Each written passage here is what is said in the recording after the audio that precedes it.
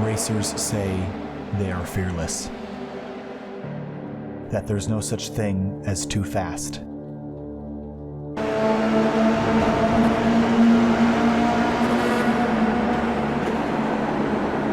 That there's no such thing as too narrow. They'll say they feel safe. That danger is their comfort zone.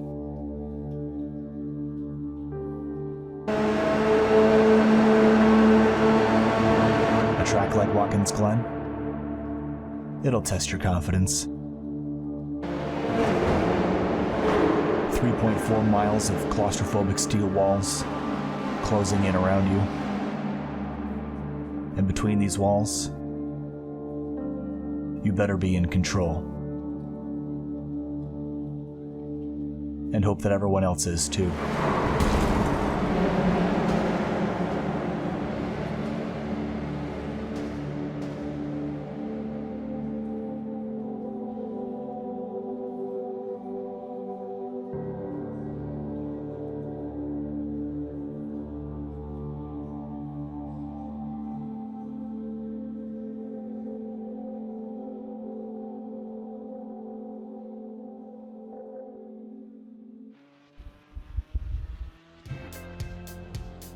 The Finger Lakes region of upstate New York is usually bustling with tourism and family vacations. State parks packed to the gills with hikers, wineries celebrating spring and the coming of another warm summer, and lakes buzzing with powerboats and jet skis. But this spring is unlike any other. And though the weather is warming and summer is approaching, it's eerily quiet in this popular tourist destination. One town of population 1,800 sits dormant, waiting for a return to normalcy, and waiting for the echoes of distant race cars to fill the hills. Though the circumstances are different this time, Watkins Glen is no stranger to waiting for motorsports to return. After all, it did host the first race in the U.S. after the Second World War. But tonight, in a virtual world, we'll get to go racing at the Glen, because we will wait no longer. The Radenso Sports Car Challenge takes on the super speedway of road courses in Watkins Glen, New York this week. My name is Kyle Heyer from SYM TV, joined by IMSA driver Tom O'Gorman for the third round of this exciting sports car championship. Tom, there's many ways to describe a racetrack, but for this 3.4-mile course in New York, it's really only described by calling it fast. Yeah, one of the fastest in North America. I'm very excited to be back. Another one of my absolute racetracks in North America, even if it is digitally. And as you can see, we've gotten creative with the conditions today, looking at a foggy evening at Watkins Glen, I believe evening.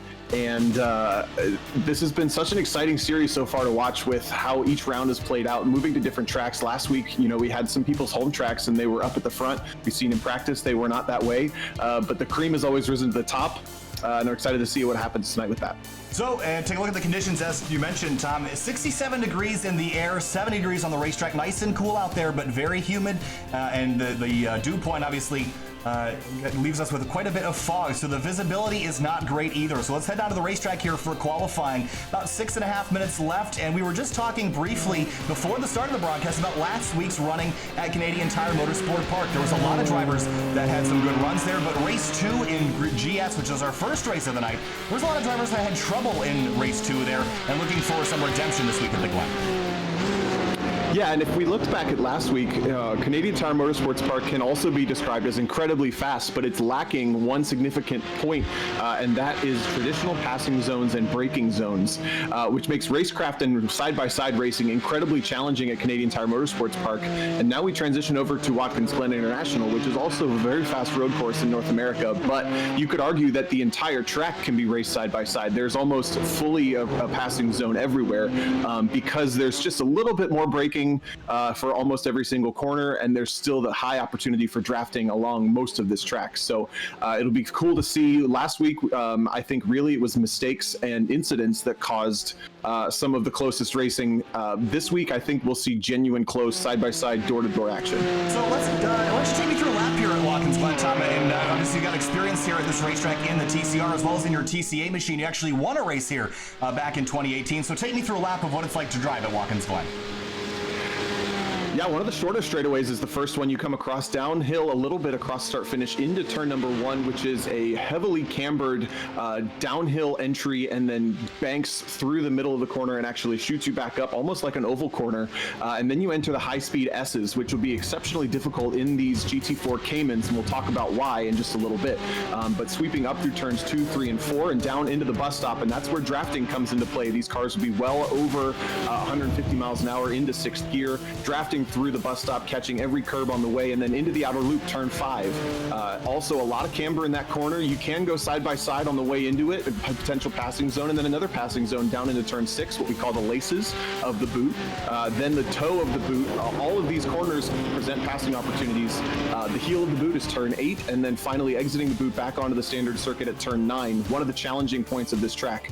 Then a fast turn left turn for turn 10, and back across, finishing the lap at turn 11 onto that front straight one more time. Yeah, it's again, you mentioned how fast this racetrack is. It is a blur around here. Lap times just shy of 2 minutes. As we continue with our qualifying efforts here, we'll pull up the timing and scoring and have a look at who is atop it right now. It's Daniel Nyman in the number 48. Then Jeff Verroyen in the 233. He's got his team up ahead of drivers Ken Ausiel, Alex Barroso, Nicholas Johnson. A couple of drivers that were really successful last week in this car. Lapras, Darling, Crum, Schickel, and Buchanan rounding out your top 10 here with 4 minutes left as Ausiel goes quickest and brings Barroso and Thompson with him at the top of the board.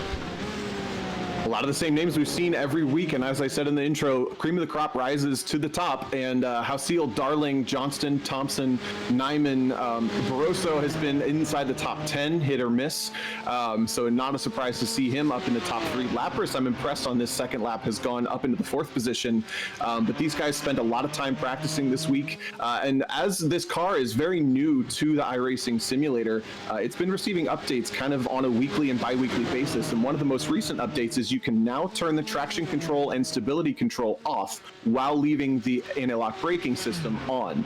In that case, it was not before. So a lot of this driver is experimenting with whether they prefer to have the stability control off because it can interfere versus leave it on. Interestingly, Ken Hausiel prefers it on most of the time, but I know certain drivers, me maybe included in other series, actually prefer it off as it helps us go faster. So lots of experimenting and practice still happening with this new GT4 car.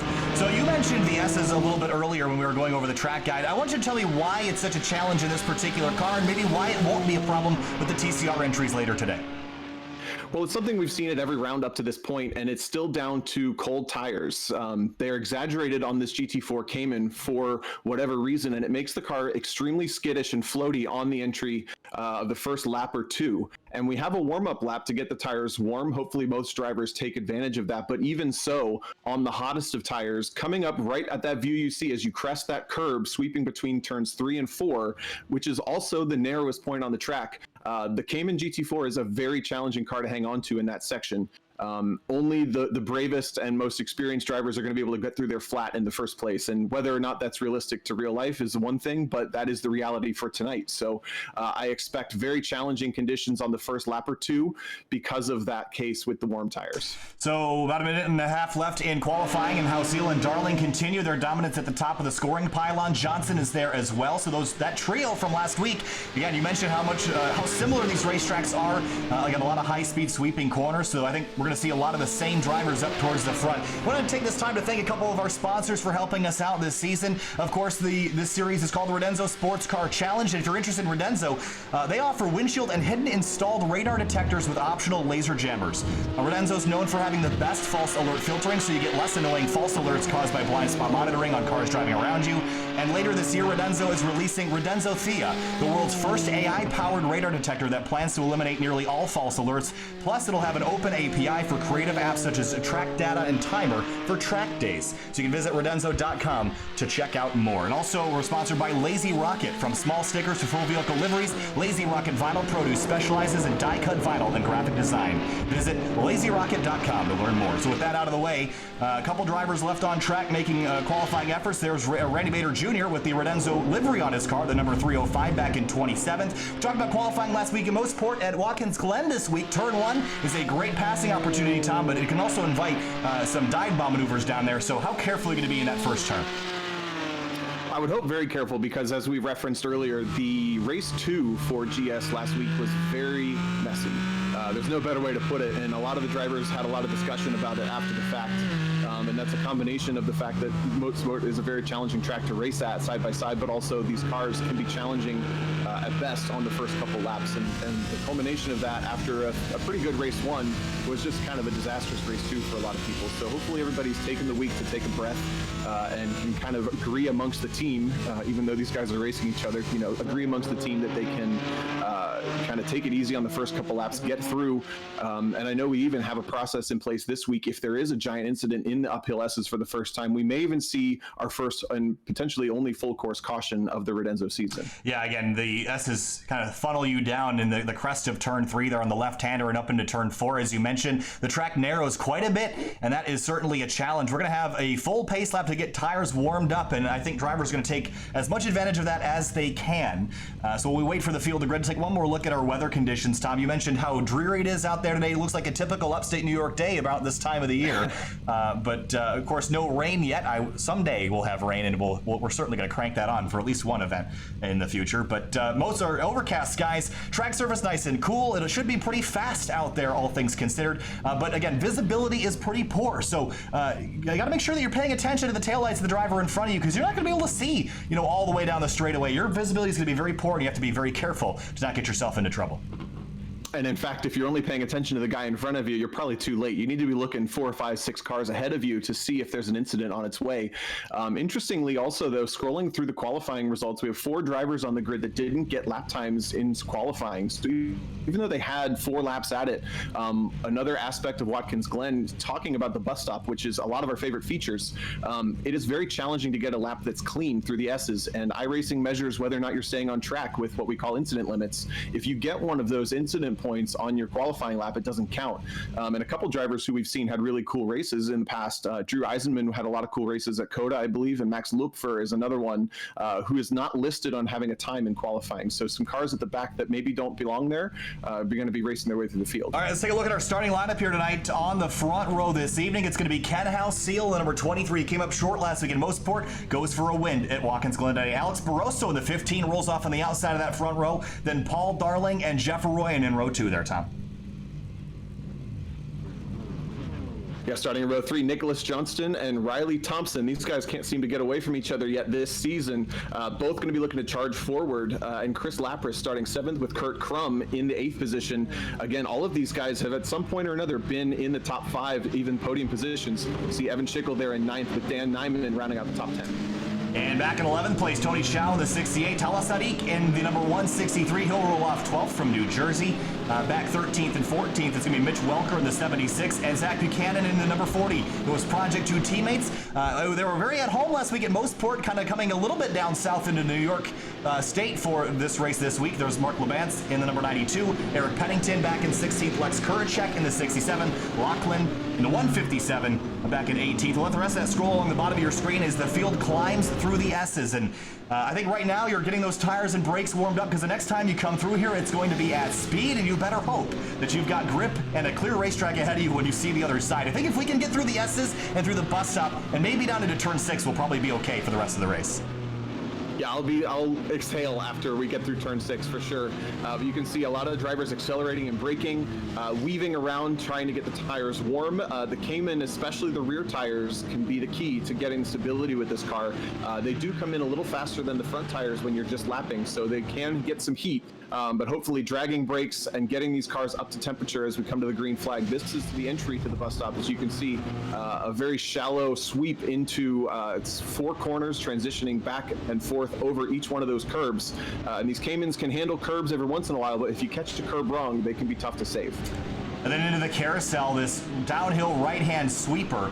And this is a really fast corner, and the banking, it's hard to kind of convey it on camera here, Tom, but this turn it's very, very fast. You're well over 100 miles an hour in anything with downforce, and you'll probably be close to 100 miles an hour even in these cars. So that's another spot where if you can get a good run off, you head down into this corner, turn number 6. And this is the entry to what's called the boot section. This corner is really strangely off camber. I think it's one of the more tricky parts of this racetrack. It's kind of deceivingly tight as you kind of crest down to the bottom of the hill, and then you head down towards the toe of the boot, a sharp uphill right-hander where the car is in compression for at least the majority of that corner. And another point we made when we transitioned from round 1 at Circuit of the Americas to round 2 at Canadian Tire Motorsports Park, there's really nothing to hit at Coda, and there was a lot to hit at CTMP, and we saw that happen quite often. You can see here we're in a similar boat to CTMP where Watkins Glen really doesn't have a lot of runoff, and once you get into the grass, you're probably hitting one of those blue guardrails pretty soon after that. Yeah, those powder blue guardrails, they're very pretty to look at when you're not on the racetrack. When you're on them, they're very daunting, especially when they close in on you through the S's. So the field rolling through turn number 8 now. They're going to head up to turn 9, which is the exit of the boot. That's going to turn them back onto the short course here, which is the course that NASCAR uses, into turn 10, and then the right-hander turn 11. That's going to complete our pace lap. It'll be 10 laps tonight. We're going to run 2 of these races, GS, TCR, GS, TCR, so 2 races for each category, totaling 4. And a field of over 30 Porsche 718 Cayman GT4s rolls through the final corner, and it's time to go racing from Watkins Glen. The hills around the Finger Lakes region of New York have been quiet for far too long, and it's time to race. This time at Watkins Glen, round 3 of the Radenso Sports Car Challenge. Waiting for the green, there it is, green flag flies, and we're racing at the Glen all the way down to the 90. Here we go, 2 and 3 wide at the start. Like a great start from the outside. Alex Barroso has the line on the way to the corner, and he may lead in front of Ken House-Seal, who's now deep on the brakes, and sure enough, Barroso into the front, off of the green flag, 3 wide still through the apex of turn 1. And here's where we hold our breaths. Yeah, so far so good through turns 1 and 2. Now we climb the S's. This is where it gets really sketchy on cold tires. Side by side for 4th place behind. And I think somehow we've gotten through the first part of it. Still side by side through the top of the S's. There's Buchanan way out wide. I think, did we make it, Tom? I think we did. We made it so far. This is the last bit where the car finally plants again, and you can see how much they move across the face of the surface. But Ken Hausiel is drafted by Alex Barroso and gone back in front. Paul Darling clinging onto him, and it's a 3-car breakaway this early as they're side-by-side for 4th. The whole car spinning sideways. That Johnson around, and there's the Lex Courage, or excuse me, the Evan Schickel machine all tangled up in that as well. I can't believe we got away with just 1 car and 2 cars involved with that one, as they are both now rolling. Not a ton of body damages. The impact was pretty light between those 2 cars, but it looks like pretty much everybody now has gotten through turn 6. And it's again a 3-car breakaway with Ken Hausiel at the front, still towards the back. Jackson Robillard there side by side with the 67 car of Lex Kuracek. I can't believe we made it through there, Tom. Everybody got through. The S's, we just had one small incident towards the carousel. We're through and clear. And you mentioned Hausiel, he's free and clear up in front of Barroso by half a second. Now there's some side-by-side action a little bit deeper. The field, there's Tony Chow and Zach Buchanan on the inside in the number 40. Behind him, side-by-side action, there's Kuracek and Pennington in the 31 on the inside of turn 8. I think Buchanan had a hairy moment at the top of the S's. We saw him flow really far left. Oh no, we have I think maybe Max Lupfer or Kevin Zhu. Yep. Finney and Dacuna tied up in that. That is Lupfer. Who was starting at the back. Lupfer and Dacuna got tangled together, but we're going to focus back up front. Francois Brou resets in the pits, but Ken Hausiel's going to come out of the final corner. He'll lead lap number 1. That's 10% of this race done. Would you believe that we made it with that little carnage? I thought it'd be way worse than that. Field a little bit strung out, but there is a lot of drafting opportunity here, and once something happens side by side, because the corners are so fast, the speed you lose by going side by side is significant. So even down, if you're looking at Arroyan and Thompson, those guys are not out of this one yet. Hausiel, Barroso, and Darling, they just have to focus on keeping this race a 3-car battle. Barroso drags the barrier. That's about as close as you can get to it without hitting it. He's still got the right side mirror on that car. Everyone trying to break the draft on the back straightaway. We saw a bunch of cars run wide in turn number 1, and that's something you can do. Of course, there are track limits generally at Watkins Glen, but none tonight. So you can run wide in turn 1, Tom, but I'm not necessarily convinced that it's a whole lot faster than just staying on course. No, it's just good for safety at that point, and we saw Barroso and Darling actually battled their way into this bus stop for the second lap, and that gave Hausiel even more of a gap, over a second now for the lead for the 23 car. He had a 3rd place finish in race 1 last week, and actually DNF'd race 2, or not DNF, but wrecked himself out of race 2, so he's looking to rebound after not really the CTMP rival 2 that he was looking for. Yeah, Rob Gagliardo had trouble. He's reset back to the pits. Battle is for second right now. We'll head a little bit deeper in the field to find Curtis Laurent in the 37 car, and Nicholas Johnson, who we talked about, started this race all the way up in 5th, had a spin at the exit of the bus stop on lap 1, and is all the way back now in 18th position. He's got a long hill to climb to get back towards the front. And he had a pretty epic round at CTMP. 2 second-place finishes with incredible battles for the lead. So the 28 car, a big step on the way into the corner, as that's Mark Labance also going for a ride. So the 28 car looks a little nervous right now. And then the 92 goes through the grass. These guys still getting those tires up to temperature. It's going to be another lap before everybody's fully confident in what the car can do. All right, so 2 laps complete now. Hausiel leads by a full second. Barroso and now Darling still side by side as they come through to complete that second lap. Now they'll run down into turn 1, and Barroso pulls right back in front of Paul Darling as they go through the 90. And this is such an important corner to get that run up to the S's and on that long back straight. Yeah, every 1/10 of a mile an hour matters at this point, because now you're climbing up stories worth of distance. You get a little bit of banking to help you, and right now the car goes light. You see Darling has it under control, a little more float from the 15, and Barroso is looking pretty defensive even this early in the race. So Darling may be putting the pressure on successfully, and every time he looks like that, Hausiel gains a little more advantage. Into the bus stop again, and we talked about this being a decent passing opportunity, but once you get to this corner, you better be single file unless you really trust the guy next to you. Otherwise, you got to get your elbows out and hope that they leave you enough room on those curbs. And there's really no standard on entry as to whether or not you want to be on the inside or the outside. It's really who's bravest and has the best car control once you start hitting those curbs. But you can defend from the outside, you can defend from the inside. There's the distance in the battle for second place. And the battle for fourth is also hot with Arroyo and Thompson, Crum, and Nyman nose to tail as the Cayman's now digging through the toe of the boot. And there you see that battle. There is Riley Thompson in the 56, had trouble at race 1 at Mossport last week. Had contact right at the start-finish line and didn't really get the finish that he probably deserved. There's Daniel Nyman in the 48 car again, a driver for Lazarus Esports, and I hear trouble behind him. No, it was a huge slide for Kurt Crum in the 87 car at apex of the toe of the boot, and that's allowed Daniel Nyman to come up around the outside. The most challenging corner, in my opinion, on this track. You can see it puts you back onto the NASCAR circuit, and they're going to go side by side into turn 10, which is almost flat out in these cars. Nyman's going to have to tuck back in, so Crum holds the position, even though he had that mistake in the heel of the boot, but they've lost a little bit of distance to Thompson. A big slide there, and they went side by side through 10, which is pretty hard to do. There's a couple of drivers towards the back that have just spun out of turn 9. That's Pennington, Zoo, and Lupfer's going to squeeze the difference as they exit the corner. Jackson Robelards are out in turn 11. That's a lot of contact on that car. The heads-up move to back out of the way when their car's still coming through and rejoin in a smart way. Here's a look. Was there contact with he and Lex Kuracek? Oh, was there? There might have been a punt right here there, Tom. Oh, yeah, got in the back of him. And he really got in the back of him and put him in the wall hard in 11. Not much he could have done about that. Just got an apex boost when he didn't need it. Now he's back in this battle with Randy Bader and Vinny DeCuna. So 3 laps complete rather of 10 so far this race, and there's Randy Bader Jr. right in front. Oh, he's off, and the S is going to spin right across the racetrack, and DeCuna's going to slam the Armco hard. And the S claims its first victim of the night, Randy Bader Jr. That's a lot of damage to the 305 car.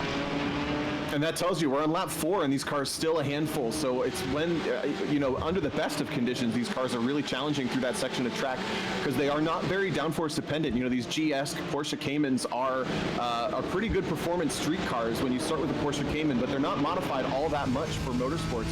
Outside of safety and some technology, they don't rely heavily on fancy aerodynamics or excessively large tires, and they're pretty challenging to drive. You have to keep them on a little bit of a slip angle at all times to extract speed, and that's why it separates the men from the boys so much. There's Mitch Welker in the number 76. He started the night in 13th. He's up to 9th. Tony Chow behind him, 11th to 10th, so he's only gained 1 spot. Welker's gained 4. There's Lex Kuracek and Johnson. These guys are side by side. Door banging as they head up to turn 9. Johnston, these guys fighting for 12th. I believe he had dropped down out of the top 20 at one point because of that incident on the first lap. So he's made decent progress in coming back up. And part of that is the attrition we've seen in other places. Luckily, we didn't have the big one. Oh, we got one backwards. There is Crum, Kurt Crum from 6th backwards into almost the pit lane on the front straight. Yeah, so he's gone around and we'll get back rolling. We'll see if he can avoid pit lane. He's going to back up to get back on course. And Johnson and Kuracek. That 11th spot has been traded, so move the 28 to P11. Back up front, though, Ken Alseal continues with a 1-second lead, but he hasn't really been able to stretch it, and Barroso was actually 0.2 quicker last time by. So do you think Barroso's gotten the juice in the under the hood of that thing to go get the 23, or do you think Alseal is just kind of managing the gap right now? No, I can't imagine he's managing the gap because these cars get faster and faster through the race, and with it being only a 10-lap sprint, the cars will be fastest on the very final lap. So you just got to push the entire time, not take risks super early on to make sure the car stays underneath you. And if Barroso is showing more pace at this point in the race, he may genuinely be able to close a couple tenths every single lap. He may also have the opportunity to take Darling with them, but it's about a second between each of those drivers in the top 3.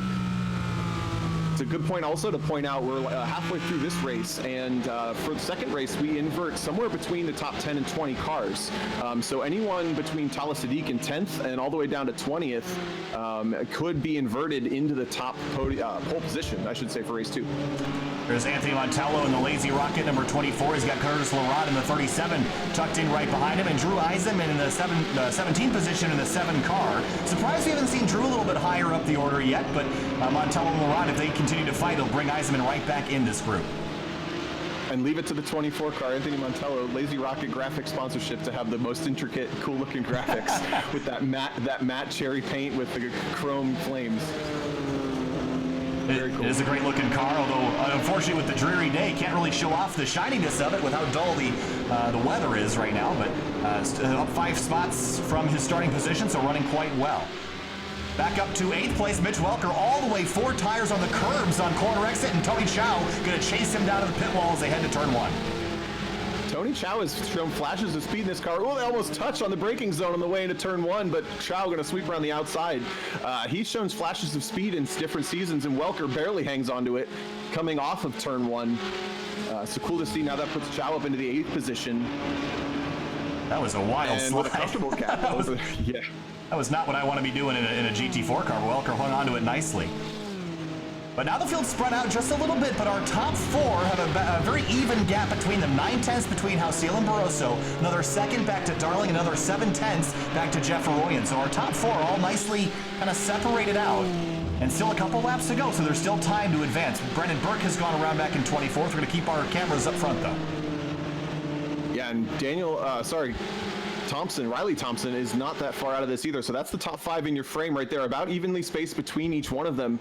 And as I mentioned earlier, this track is so high speed that it only takes one small mistake to dissipate a lot of energy, and you can be back in that guy's clutches. Here is Schickel and Labance, at times autocross co-drivers in the real world, battling once again here at entering the boot. And Evan Schickel was one of the drivers involved in that first lap collision at the exit of the bus stop. You see a little bit of damage on the right front of that car, but doesn't seem to be hurting his performance. He's right on pace and was catching Labance, so we expect these guys to make a pass here shortly with only about 4 laps to go next time by. Looking at the front, Alex Barroso is now only 8/10 back of Ken Hausiel, so he's continuing to show that he's got the faster car. And both of these drivers, that just shows also how hard they're both pushing, because making up 10s here and there on Ken Hausiel is no small task. Going for every bit of draft that he can get down the front straight, down into that downhill braking zone. They're going to brake right about where that concrete changes and drop into a heavy banking, pick up the throttle at the corner, apex, and then power all the way down using every bit of road and more into the S's. So, interesting note here. Look at Alex Barroso's previous and best lap time. His last lap was his best lap. That was not the case for Ken Hausiel. He ran a 1:55.2. His best was a 1:55 flat. So Barroso was 3/10 faster and continues to increase his pace, where Hausiel's definitely plateaued in the 23 car right now. So he's getting in trouble here if Barroso can run him down. And Barroso's comfortably inside the drafting range now. 6/10 last time they crossed a sector timer as they pound through the bus stop now. Ken using less distance through the outer loop, but Barroso rolling potentially a little more speed. Keep Darling in mind, too. He was quicker than leader Ken Hausiel. So was Jeff Arroyan. So actually all the top 4 were quicker than Ken Hausiel last time by. So we keep an eye on that battle. Meanwhile, Evan Schickel and Labance have traded spots finally, so move the 33 car up to 13th.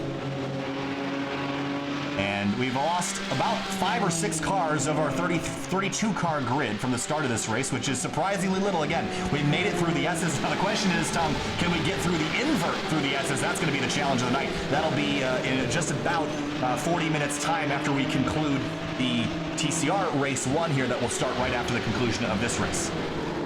Yeah, and again, we invert the top, somewhere between the top 10 and the top 20. So there are going to be at least 10 cars in front of Ken Hausiel if he can hold on to this win at the start of race 2. But there's the view from Alex Barroso, looking fast through turn 10 into turn 11. A little drag of the brakes and down to the apex, all the way out to the wall. If you're not scared you're going to hit the wall, you're not going fast enough.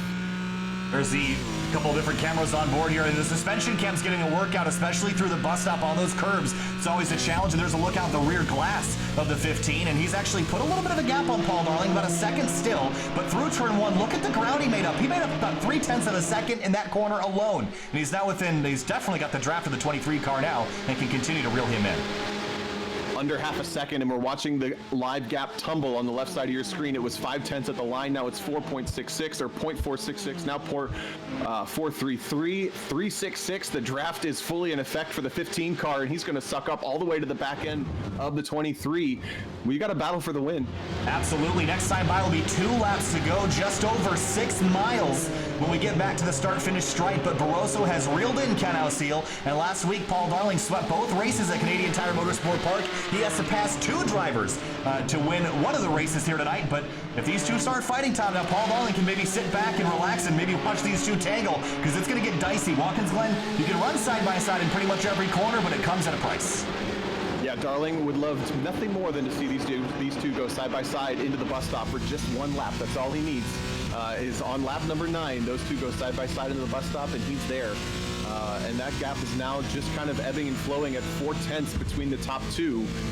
And I have to imagine next time through, Barroso will be able to draft up alongside Ken Hausiel to some extent into the bus stop.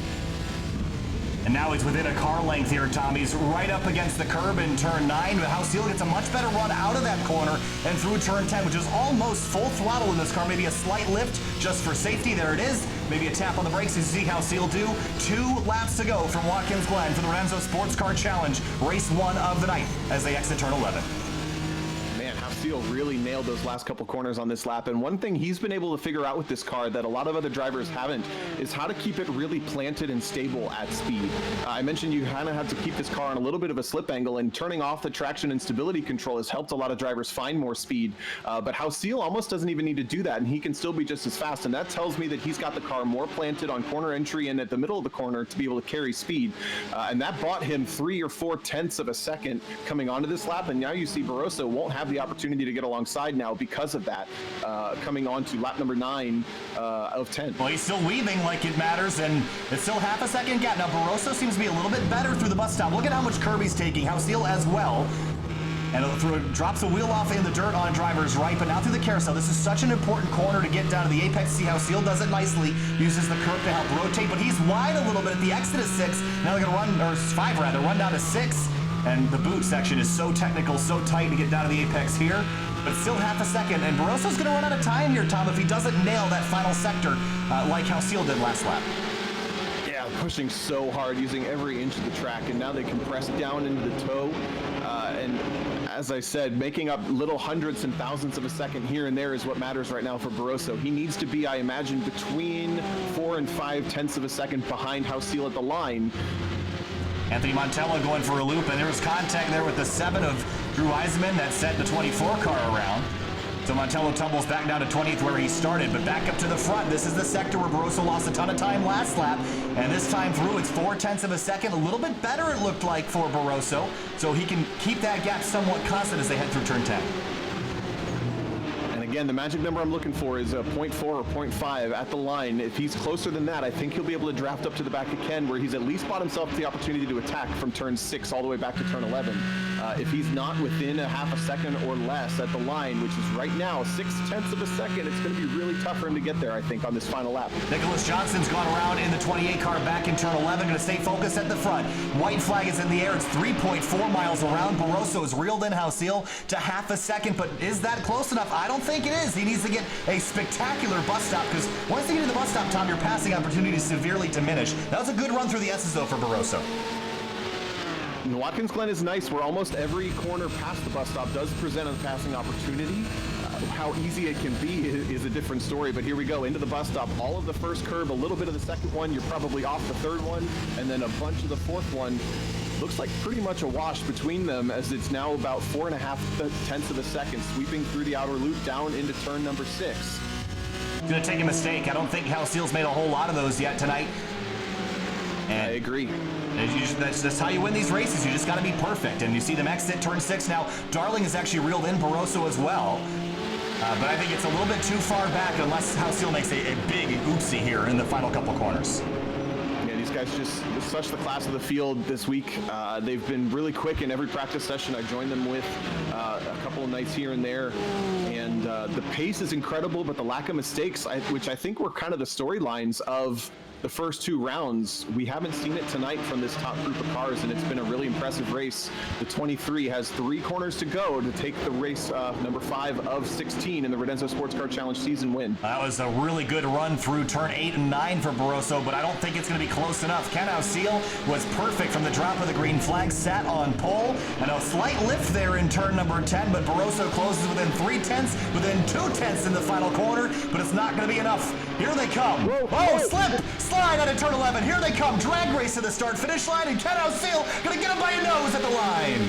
Oh, that was Houseel had a huge slide at the apex of 11, and somehow I think he kind of caught the car accidentally right into Barroso's way, and then Barroso just had nowhere to go. I think he had to check up just a tiny little bit to not get into the back of Houseel, and that took away his chance to get still side by side at the line. We did not expect that. That's why you don't call the race until they cross the line there, Tom, because that was about as close as it could get. 56 thousandths of a second, and we will go back and look at that before we jump to break and get lined up for the second race of the night, TCR round 1. But holy cow, that was a mistake by Ken Houseel and almost lost him the race. Let's go back and take a look.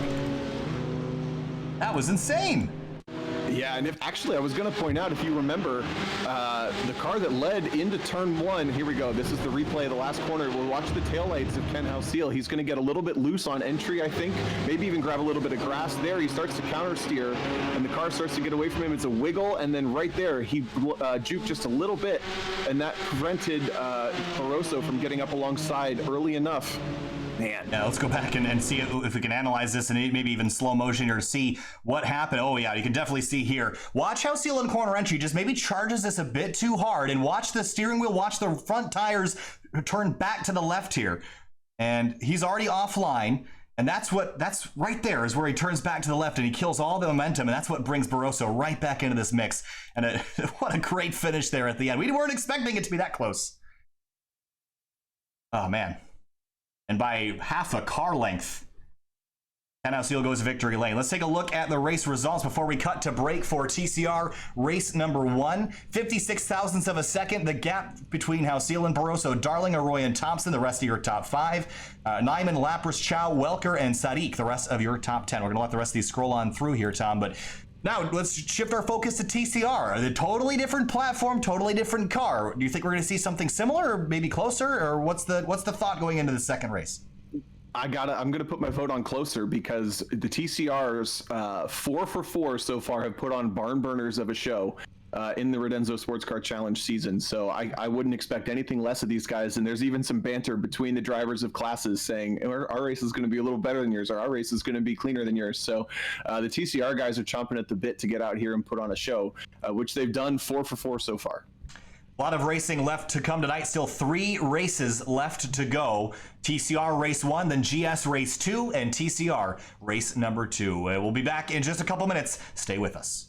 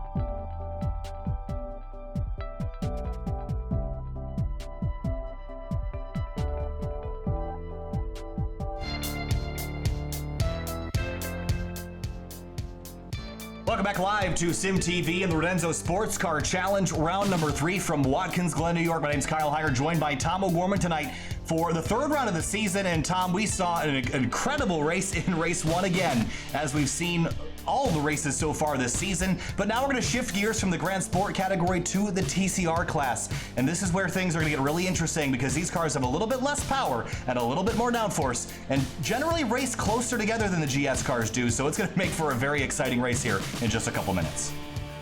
Like I said, these guys have put on a show 4 for 4 so far this season, and we've got a lot of drivers who are kind of jumping into this season as the season was split after Circuit of the Americas. Instead of taking 20 TCR cars, we can accept up to 40. So you're going to see this field continue to grow, new names coming in, but still at the top on the left, Andrew Pilata, Elias Roman, Caleb John Lavender, Eric Mickey, Andrew Mickey. Those guys have been at the front every single time. Look for Kyle Herbst also as well, Brad Adams. A bunch of these guys have been at the front battling for the top 5 to top 3 every single lap. And as you said, the TCR cars, much more downforce reliant. These are front wheel drive Audi RS3 TCR cars.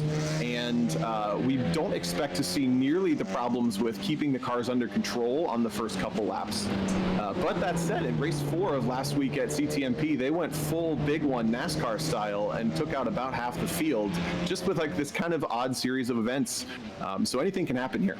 And one of the new entrants we were talking about, how about Bill Griffin, the number 97 Hot Wheels TCR tonight, just joined this week. So good to see Bill in here. And funny story behind Bill, he was the first person to recognize me at Gingerman Raceway back at Red Light Midwest last year. That was a cool moment for me. So glad to see Bill in here tonight in the number 97 car. So we'll keep an eye on his progress. Chris Harp in the 36 car. Also joining us again this week after making his first starts last week at Mostport. So good to see him back. Andrew Pilata, you mentioned at the top of the scoring pylon, but Eric Mickey has won a whole bunch of races so far this season. And to me, Tom, this is the favorite in this race right now. Yeah, 2 out of 4 have gone to Eric Mickey, and the 2 races he didn't win are the invert races where he started well back out of the top 10. I believe he started 16th at CTMP and 18th at COTA, and he made it up almost onto the podium. I think the podium both times potentially. So he's kind of got the class of the field as far as points go for this championship season, and is absolutely the guy to beat right now. Pilata, Lavender, Roman, Herbst, all of those guys have shown speed, but have had inconsistencies between mistakes or lacking the ability to kind of drive up through the field and showcase their racecraft, just like the number 88 has been every single time. There's Brad Adams in the number 21. He actually had a pretty solid run last week at Mostport. Kind of barreled through that race 2 wreck that happened in Mostport turn 2.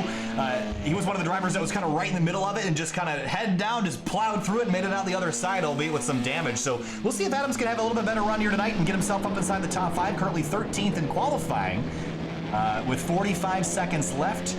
As we look down again upon this racetrack and take another look at the weather here, again, the conditions out here pretty solid for grip.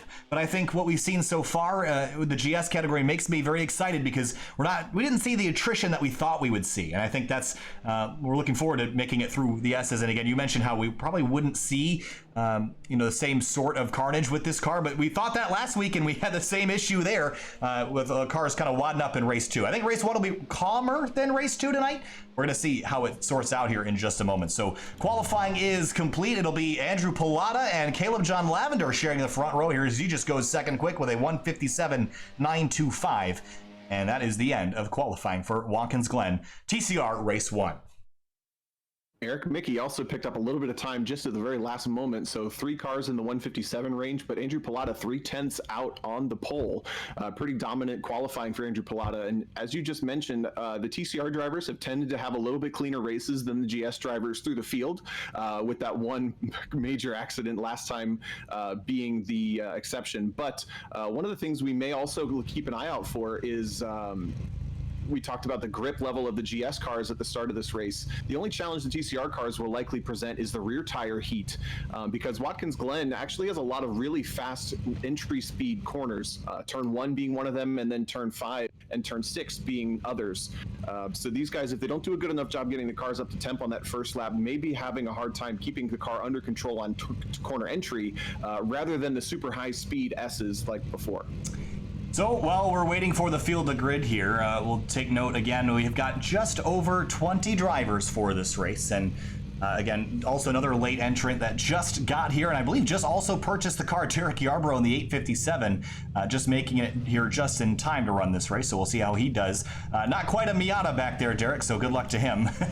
It's going to be a little tricky to get used to this car in such short time, but Watkins Glen generally, it's a lot of on-throttle time in this car at this racetrack, Tom. And front-wheel drive cars turn best when they're on throttle, as long as you don't break traction. So you're basically braking a little bit earlier than you would expect. You're rolling a lot of entry speed. You're trying to pick the corner, the throttle up on the way into the corner or in the middle of the corner in a way that helps the front end pull through towards the exit. So you're not just matting the throttle at apex like you might be able to in the Cayman. You're feeding throttle gently. There's a lot of pedal work that goes into these cars. And we even watched last week at CTMP and some of the corners at the high-speed entries at Mosport, guys counter-steering all the way down to the apex because the back end is rotating underneath you. All right, let's roll through our starting lineup for TCR race number 1. On the front row to be Andrew Pilata in the number 14. Caleb John Lavender rolls off in second in the 999. Got to beat the car. 88 Eric Nicky starts third with Elias Roman on the outside out of the Atlantic area starting fourth. In row number 3 tonight, starting 5th, it'll be Ryan Carwile in the number 71 and Tyler Jones in the 29, starting in 6th. Row 4, side-by-side for Christian Gritzko and Andrew Mickey. Teammate 2, Eric Mickey. Those guys going to be looking to find each other, maybe draft together. Dylan Broyles rolls off in 9th in the 818, and Kyle Herbst, he's been super competitive, rolls off 10th in the 89. His buddy Will Robbins is going to start right behind him in the 11th spot with Louis Alessi, a couple of Washington, D.C. region league drivers on the 6th row. Brad Adams in 13th, Ryan Kristoff in 14th, a couple more Grid Life competitors in row 7. More DC region guys, Dennis Barrett in the 15th spot, and then Michael Shea starting in the 16th spot on row number 8. Andrew Chow rolls off in 22nd in the 17th, rolls off in 22 car in 17th. Chris Harp in 18th there, sorry, their time. Yeah, Nick Babin and Derek Yarbrough share the 10th row, and Derek Yarbrough, an organizer for Grid Life Touring Cup in real life, he'll have experience in getting up to speed. Evan Adams in 21st, Benson Ty rolls off 22nd in the 503. And then Bill Griffin in the Hot Wheels car starts alongside Francis Castillo Romero on the 13th row. All right, that's going to do it for the grid here tonight. So down into the booth, through the trees here at Watkins Glen. Little forest there between the short course and the long course as we head down into turn number 6 and into the boot. And on the formation lap again, we got just over 20-something drivers here, and Andrew Pilata and Eric Mickey sharing that front row. Talk to me about where you want to be, because I feel like I prefer the outside lane heading down into turn 1 here because you have that runoff and a little extra safety. In this car, do you think you'd rather be on the inside or the outside for the start? It depends on if I'm side-by-side or not. Yeah, obviously, it implies if you're side-by-side, you're wanting the outside lane or inside lane. I want the outside lane because on the first lap, the speeds are a little bit lower, and it presents an extra opportunity for a couple more miles an hour through the middle of the corner, and then I would hope to be able to sweep across the front or at least hold the outside line as you come into the S's. Every single lap may not be that way. You may want the inside most laps, but on the first lap, I would agree. I want the outside line, try to carry more speed and come across the front to take the front row. Field pulling back onto the short course here, a very off-camber corner here, and one where the GS cars would struggle with oversteer. Maybe not such a big deal in these front-wheel drive machines, but now 2 more corners, a left and a right. And something I just noticed, Andrew Mickey, I think, in the 86 car might have had an incident on the warm-up lap, and he's working his way back up to his starting position, I think, in that 86 car. There he is, yes. So something happened with him, and he's going to make his way back into its correct starting position a little awkwardly, but that shows you how hard these cars can be to hang on to with those cold rear tires. He just made it back in time. 10 laps, TCR race 1 for Radenso Sports Car Challenge. Round number 3 from Watkins Glen. Green flag in the air, and racing already 4 wide at the start as they rumble down to the first corner. Man, huge start for Brad Adams just outside the top 10, and now look at Mickey coming up on the inside of Pilata trying to get to the lead, and they're going to come down to the apex, meet at the center for Caleb John Lavender and Eric Mickey. Oh, Kyle Herbst taken to the grass to get back on course. A little bit of rubbing there with that bombshell machine. That's Andrew Mickey as they climb the S's, bumping and banging, 2 wide, double wide through the top of the hill. Man, they were 3 wide for a second. They're still not done with this. It's Herbst and Brad Adams side by side. There's Christoph still on the outside, but the front 10 cars or so have now gotten out to a single file formation. Into the bus stop now for the first time, side by side for second. Bumping and banging, there were 3 wide behind him, and there's a car off the background. That's Dylan Broyles in the 818. He's gone way off into the gravel trap. Everyone else stays on course, though, as we head through the carousel for the first time. Yeah, Gritzko and Mickey were side by side to 86. That's Andrew Mickey were side by side on the way into that bus stop, and that's not what you want to do, especially on the first lap, because you see how much gap they've lost to the rest of the field. So the top 7 or so have a comfortable gap away. Now he's side by side with the 71. And Kyle Herbst took evasive action at the exit of turn number 1 to avoid a collision, and he is now in 9th place. There's Carwile. Oh, Gritzko, big slide through turn number 7. He's going to lose a couple spots here. Is there damage on that car, or did he just understeer big time? I think it was just understeer. I think it was just understeer. It was actually the rear end started to come out on entry and they had to catch it, so that's those cold rear tires. But Brad Adams, Kyle Herbst have been side by side this entire first lap, I think. Ooh, Brad Adams almost gets away from him on the entry, but he collects it. Carwile takes the lead of this big pack. That's 6th on back, so the top 5 breakaway. And there is your battle for the lead. Pilata and Caleb John Lavender in the 999, running 1st and 2nd. Eric Mickey back in 3rd. And the first lap, a frantic one, is complete. And I think we got all the starters of this race. We made it through a lap here at Watkins Glen. Yeah, well done. We had the 1 car off in the bus stop, but didn't hit anything, so he got away with that big time. And now we've got an attack on the lead already. Pilata and Lavender maybe going side by side down into turn 1. Lavender gets on the brakes a little bit early, and you see how he opened that corner up, a huge flat slide through the edge, middle of the corner from the back end. And they climbed the hill for the second time. You saw the 999 stepping out and sliding, and now he's fallen victim to the 88s. Draft here, he's going to swing to driver's right. No opportunity for a pass there. There's trouble in turn 1. Derek Yarborough around. He collects Chris Harp, and also Bill Griffin in the 97 also involved.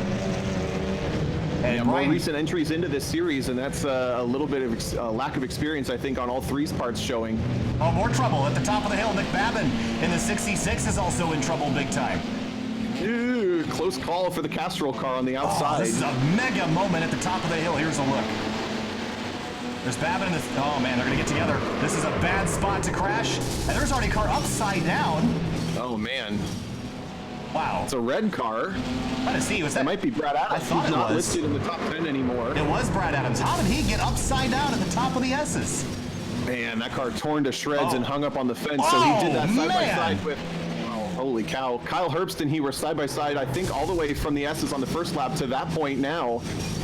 Wow. And it finally went wrong for him. That was a mega crash at the top of the hill. Pilata, Lavender, Eric Mickey, top 5 breakaway. There's Tyler Jones at the back of the shot. Then all the way back in 6s, Andrew Mickey. He's got a train of cars lined up behind him right now. He was actually behind Carwile, I think, at the beginning of the last lap. So he's gotten around the 71 car, and now Gritzko is looking to do the same. These guys are pretty much out of touch of the top 5, so they can start battling for 6th at this point. I don't know that any of them are going to hope to be able to catch the top 5 with starting Pilata, Lavender, Mickey, Roman, and Jones still clinging onto the back as well. On board with the leader as they exit turn 11, bit of a red pang there as they just couldn't get to the next highest gear quick enough, but now, again, kind of going a little bit defensive down into turn 1 here, Tom, but the 999 was a little loose, and now that the rear tires warmed up, you might be able to sling it through turn 1 a little bit better. Yeah, gets a great run this time, and he's got the draft. These cars draft really well off of one another. But what we saw last time on the previous lap, just how challenging it can be to go side by side through these S's. You have every fiber of your being focused on getting these cars as fast as you can up through the S's, hanging onto the control of the car. And once you go side by side, it's really tough to keep the awareness on both what you're doing and what the other guy's doing. Side by side, almost 3 wide maybe for the bus stop. Yeah, there's Pilata's going to take the inside line, and he'll hang on to the spot for now as we come through the inner loop. And there's side-by-side behind him. There's Kyle Herbst on the inside lane of Ryan Carwile, and working the outside of Gritzko now in that blue car. Herbst in the Sour Patch Kids car had an incredible charge through race number 2 last week, and then threw it away in the last lap. So he's on a charge to prove his point. Eric Mickey goes to second on Caleb John Lavender, so move the 88 bombshell car to P2.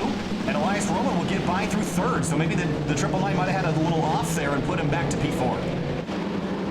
Potentially, and we mentioned it in the GS race, just how a mistake or a side-by-side battle dissipates your speed so much here because this track is so fast and the corners are so long. Kyle Herbst gets up around Christian Gritzko and now sets his sights on Andrew Mickey. Something must have happened to Tyler Jones in the 29 car. He's in no man's land now in 5th. Yeah, we saw Gritzko again. A lot of trouble through the toe of the boot. He's had trouble getting that car rotated down there, or maybe over-rotation. Carwile way wide in turn 9 now. Gritzko will drive right on by, but Herbst now all over the back of Andrew Mickey in that 86 bombshell car in 6th.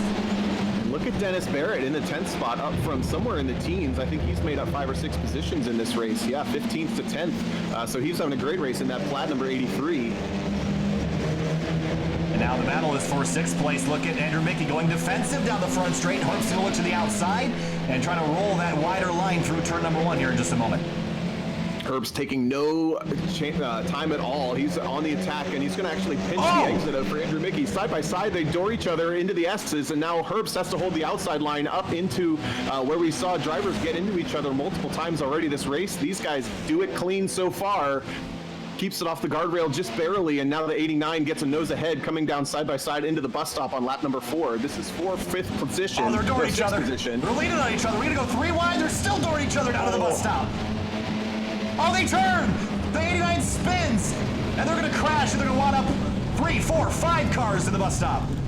No, Barrett almost gets away with it, but not quite, and that's going to leave Andrew Mickey and Kyle Herbst, the protagonists from that battle, off in the dirt.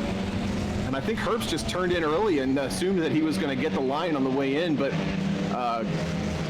got a moment to look at it, so let's go back and see exactly how this happened. We're going to go and analyze this in slow motion. So hard, so easy to analyze things and say what you would have done if you were in the car, Tom, but things happen so quickly. Here's a look. He just turns in. I think he just turns across the nose of that 89 car, or excuse me, the 86 car.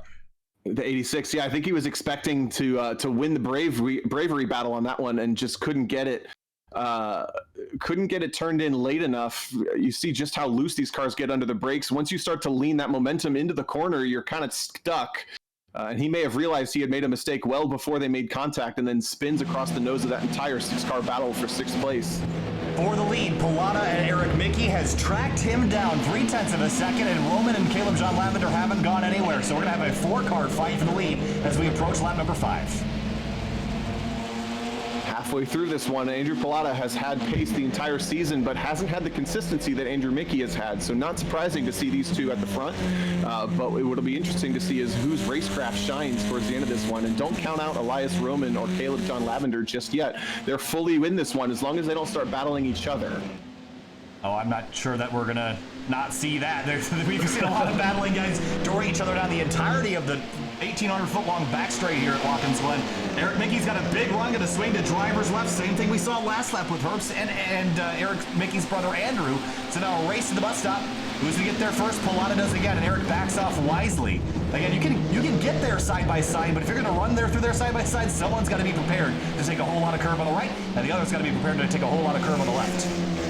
And these cars being so reliant on downforce and also being front-wheel drive, they don't go offline and they don't recover all that well. Mickey looks to the inside of turn number 6, down through the laces of the boot, and now this sweeping downhill right-hander kind of loses camber on exit, and now they're going to try once more down into turn number 7. But again, these cars don't really recover all that well, so if they go side by side and they're offline for an extended period of time, a car with more horsepower, a little more grip might do better than a front-wheel drive touring car like this does at getting back up to speed. So Mickey still in line with Andrew Pilata. Kyle Herbst and Dennis Barrett fighting for 11th place. Herbst got a lot of damage, so does Dennis Barrett on the front bumper of that car. But now the closest battle is for the top spot here at Watkins Glen.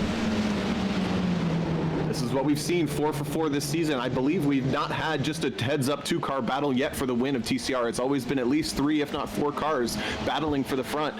And it's been a lot of times these 4 cars involved with that battle. So Pilata, Mickey, Roman, and Lavender in that formation sweeping around turn 5. It looks like Pilata had a little bit of a slide on entry that time. See if Mickey gets a run, but completing lap number 5, or halfway done.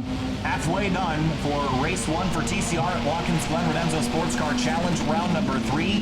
Pilata leads them down into turn 1. Eric Mickey going to try to get that run up the hill. And Pilata's a little bit wide. Again, I think if you run a bit too wide there, you're just doing nothing but scrubbing off speed as you try to jerk that car back on course. You're also using the tires harder. You're extending the corner and you're leaning into that car. And look at what the run that Mickey has this time. He's going to be able to look to the outside once again. And he may be just kind of tricking Pilata into the... Nope, goes to the inside. Pilata gets lazy on the protecting. And now look at this head of steam Mickey has coming down into... He's on the brakes earlier. Pilata comes across the nose, and they're going to go side by side, sure enough, through the first half of the bus stop. Now this is fully a 4-car battle. Can one of the two from behind capitalize? Roman tries it. Pilata's wide.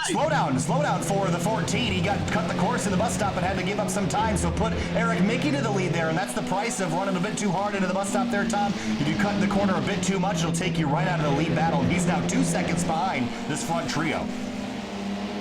Yeah, and what that means, if you go 4 off through the grass at the exit of the bus stop, a slowdown penalty is applied. You have to give 1 second back, so the game is keeping track of how long you slow down, and once that's gone, you can get back to race pace. But you can see Pilata is now exactly 1 second behind Lavender, which is now is nominated up onto the podium with Roman and Mickey. It's a long way to make all that time back, and if these 3 start to fight again, I'm sure he can get his way back into the group, but that was not what he needed to have happen here. Meanwhile, back in 6th place, Carwile and Christian Gritzko, they're contesting that spot, and Louis Alessi, we haven't talked a whole lot about him yet today, started in 12th, he's gained 4 spots to 8th, and Dylan Broyles, wasn't this car off in the dirt on lap 1? He's back where he started in 9th. Sure was. That's an incredible recovery, and he got away lucky because he didn't touch anything when he went off. So that car looking clean and shiny, but a little bit dirty maybe from that trip through the gravel. And that battle that we said Carwile and Gritzko for 6th, that was 6 cars strong. Those 2 the only survivors of that incident we saw on the bus stop, so they get a little bit of relaxing moment. Side by side for 2nd. And that was Caleb John Lavender taking a look at Elias Roman, unable to complete that pass. We'll tuck back in line as we start lap number 7. And Eric Mickey now has a half a second gap. How far back is the draft effective, and is Eric Mickey clear yet of the second group? No, not at all. He could be easily back to a 1.5 even. Now, for Pilata, who's in a 1.5 distance of Lavender, it's not helping him because Lavender also has a draft. So it's really only helping Roman and Lavender keep with Mickey. It's not going to help Pilata get back up there too much until they start battling. Nice and tidy through the bus stop this time. Roman not quite as aggressive on the curbs as Eric Mickey, so will lose a little bit of the time he had gained back. Meanwhile, deeper in the field, there's Louis Alessi side by side with Broyles as they head into the bus stop. Looks like Broyles will take that spot. Alessi concedes. And right in front of them, looks like Gritzko's gotten by Carwile for 6th. Yeah, the gloves are coming off from all these little 2-car duels. We've got 3 laps left when they cross the line this time, so time is running out for these guys to establish where they want to finish. And again, for the same as we do for GS, we invert somewhere between the top 10 and 15, top 10 and 20, I should say. So these guys battling in the 10th to 15th and even down to the 20th position, every single one of those positions is a big deal because they might put you on pole. Absolutely. So coming back to 3 laps ago, next time by, Mickey leads the way, and Elias Roman has driven right back up to the rear bumper of that 88 Bombshell Motorsports machine, and a little bit wide entry, trying to late apex this, but so flat and so hard to get powered out in a front-wheel drive car in that turn 9. Yeah, the most challenging on the circuit on this track. Most challenging corner on this circuit, I should say. By far, in my opinion, it's off camber, it's completely blind, and the inside curb is not friendly. So if you touch it, it just shoves the car wide.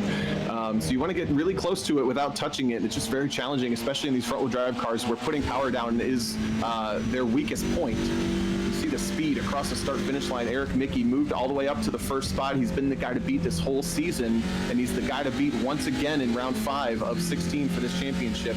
Lavender running wide in turn 1, though. And saw him pop out from behind the 9 out of Elias Roman. This is looking right over the rear shoulder of Eric Mickey, and Roman's right there as well. Run to driver's left at the top of the hill. They're going to run side by side on the back straight at the Glen again. Popped just a little bit early and lost his momentum, and who does Lavender choose to go with? It looks like Roman, maybe even a bump draft, as they're now side by side fully for the lead. Mickey's going to take the lead into the bus stop one more time.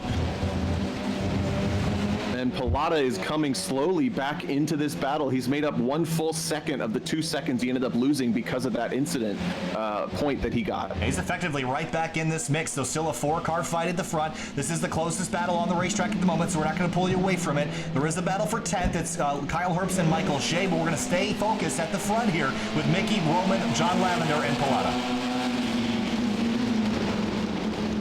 Down into the toe of the boot for lap number 8 of 10, and now the second and third place cars running wide. This is the other most challenging point on the circuit for me in a front-wheel drive car. It's another off-camber corner where you have to apex pretty late, get the power down, and come off that corner as early as you possibly can, but it's easy to get the car into a push.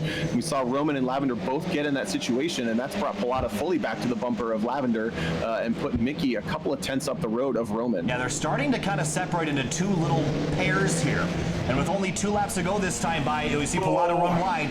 The time is now for him to get by that 999, so he has a run at the 2 guys up at the front of this field, so he doesn't have any time to waste. But you see John Lavender a little bit wide in turn 10, slipping and sliding on the grass. He gets it back corrected, but it's going to leave him vulnerable here on corner exit.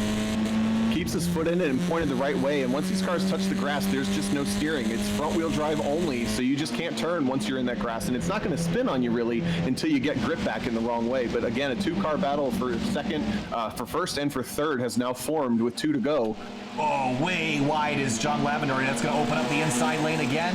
And he's actually going to looks like he let Pilata right on through, but they have lost so much time to that front group.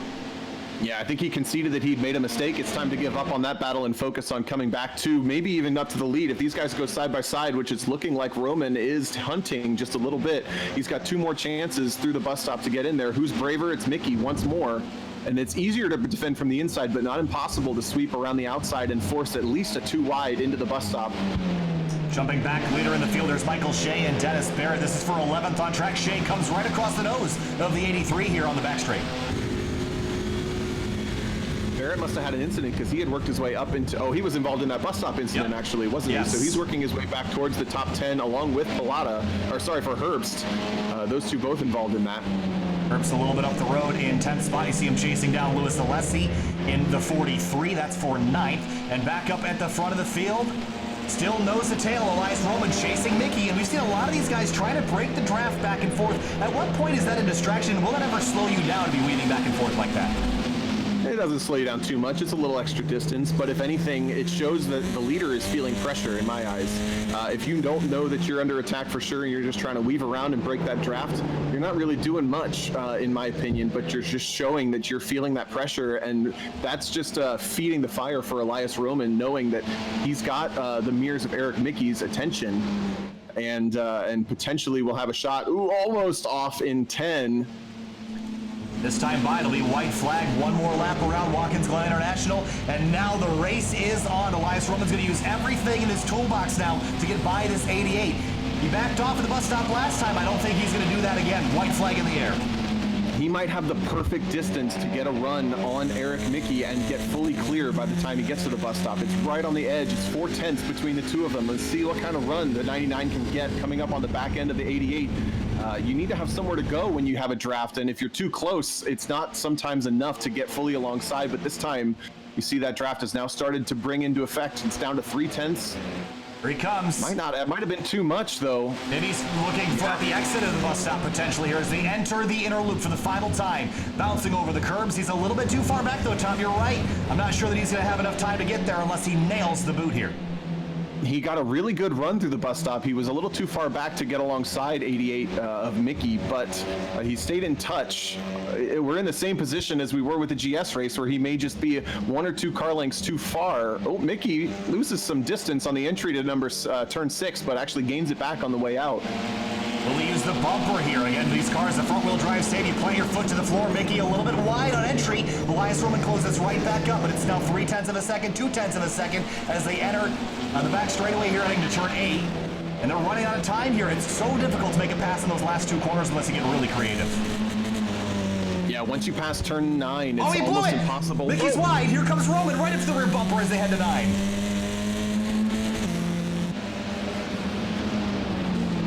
And a wide entry to try to apex the exit lane. He gets the curb there, Tommy, to run wide. I think that's all she wrote there. But I said that in race 1 for GS, and they almost lost that one too. But Mickey almost gave that race away in turn 8. He went way wide, and Roman, had he nailed turn 9, he would have had a chance there. But again, Yeah, par for the course. Eric Mickey's just killing it. Yeah, back end stepped out on the 99, and that was all she wrote. So the 88, Eric Mickey, comes across for win number 3 out of 5 races in the Radenso Sports Car Challenge TCR series. A really dominant performance with that ball rolling, a lot of momentum behind the 88. Side by side, this is for 6th with Gritzko and Carwile. Gritzko is going to get it at the line for the Vantage Esports car, number 19. Whew. Kyle Herbst recovering nicely to a 9th place finish there on the last lap, and Dennis Barrett almost makes it back up into the top 10. Well, I'm out of breath again because these guys are making it so exciting, but what a race again towards the front of the field. Came down to the last couple of corners, but it was Eric Mickey that topped the standings. Here's a look at your race results. And we got 2 more races left tonight, so you've seen a taste of both the GS and the TCR events. We're going to do 1 more of each here in just a couple minutes. GS Race 2 will begin in just a few moments. So there's a look, run down your order there. Disappointing runs for Derek Yarbrough, Evan Adams, Brad Adams, and Nick Babin, all running into some problems. Bill Griffin finished the race on the lead lap back in 18th place, or 19th place rather. So still ended up getting back out there and finishing what he started. We'll be back in just a couple minutes for GS Race 2.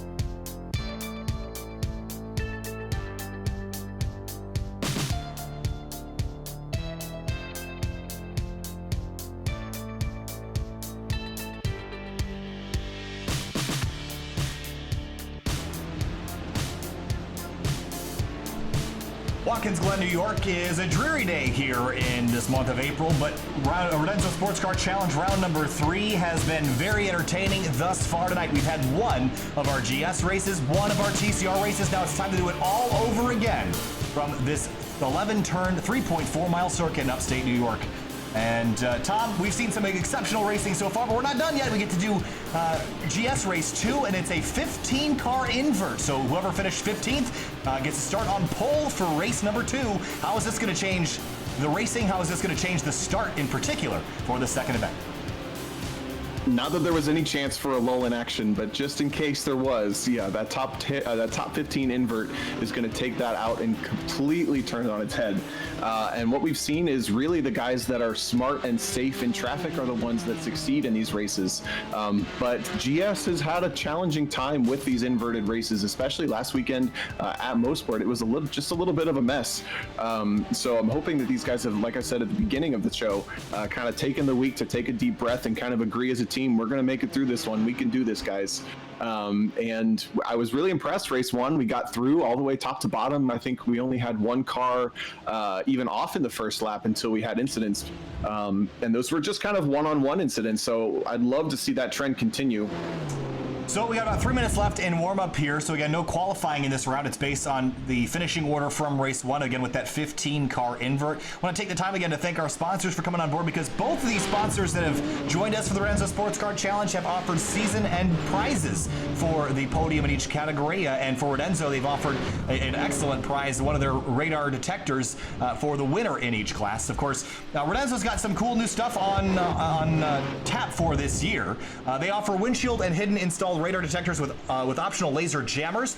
They're known for having the best false alert filtering, so you get less annoying false alerts caused by those blind spot monitoring on cars driving around you.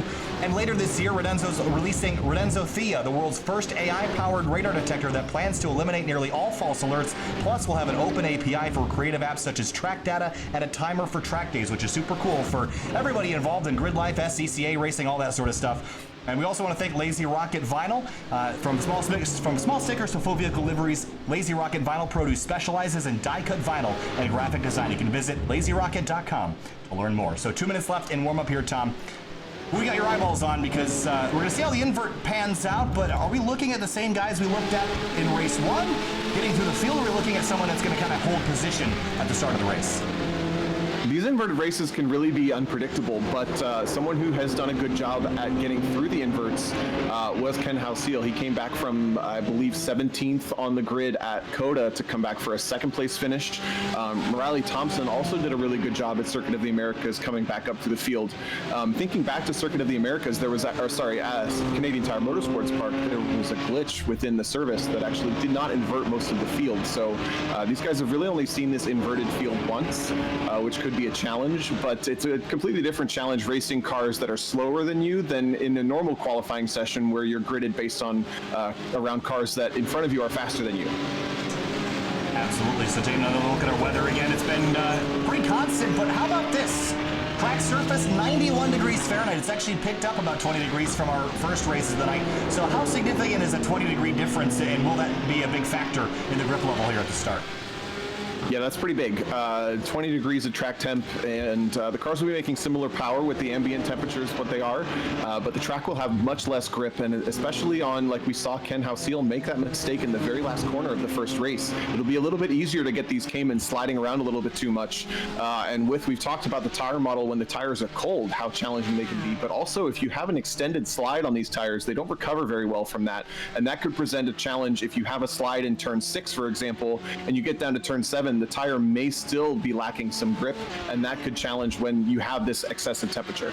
So the difference between then and now is about 7 hours worth of time.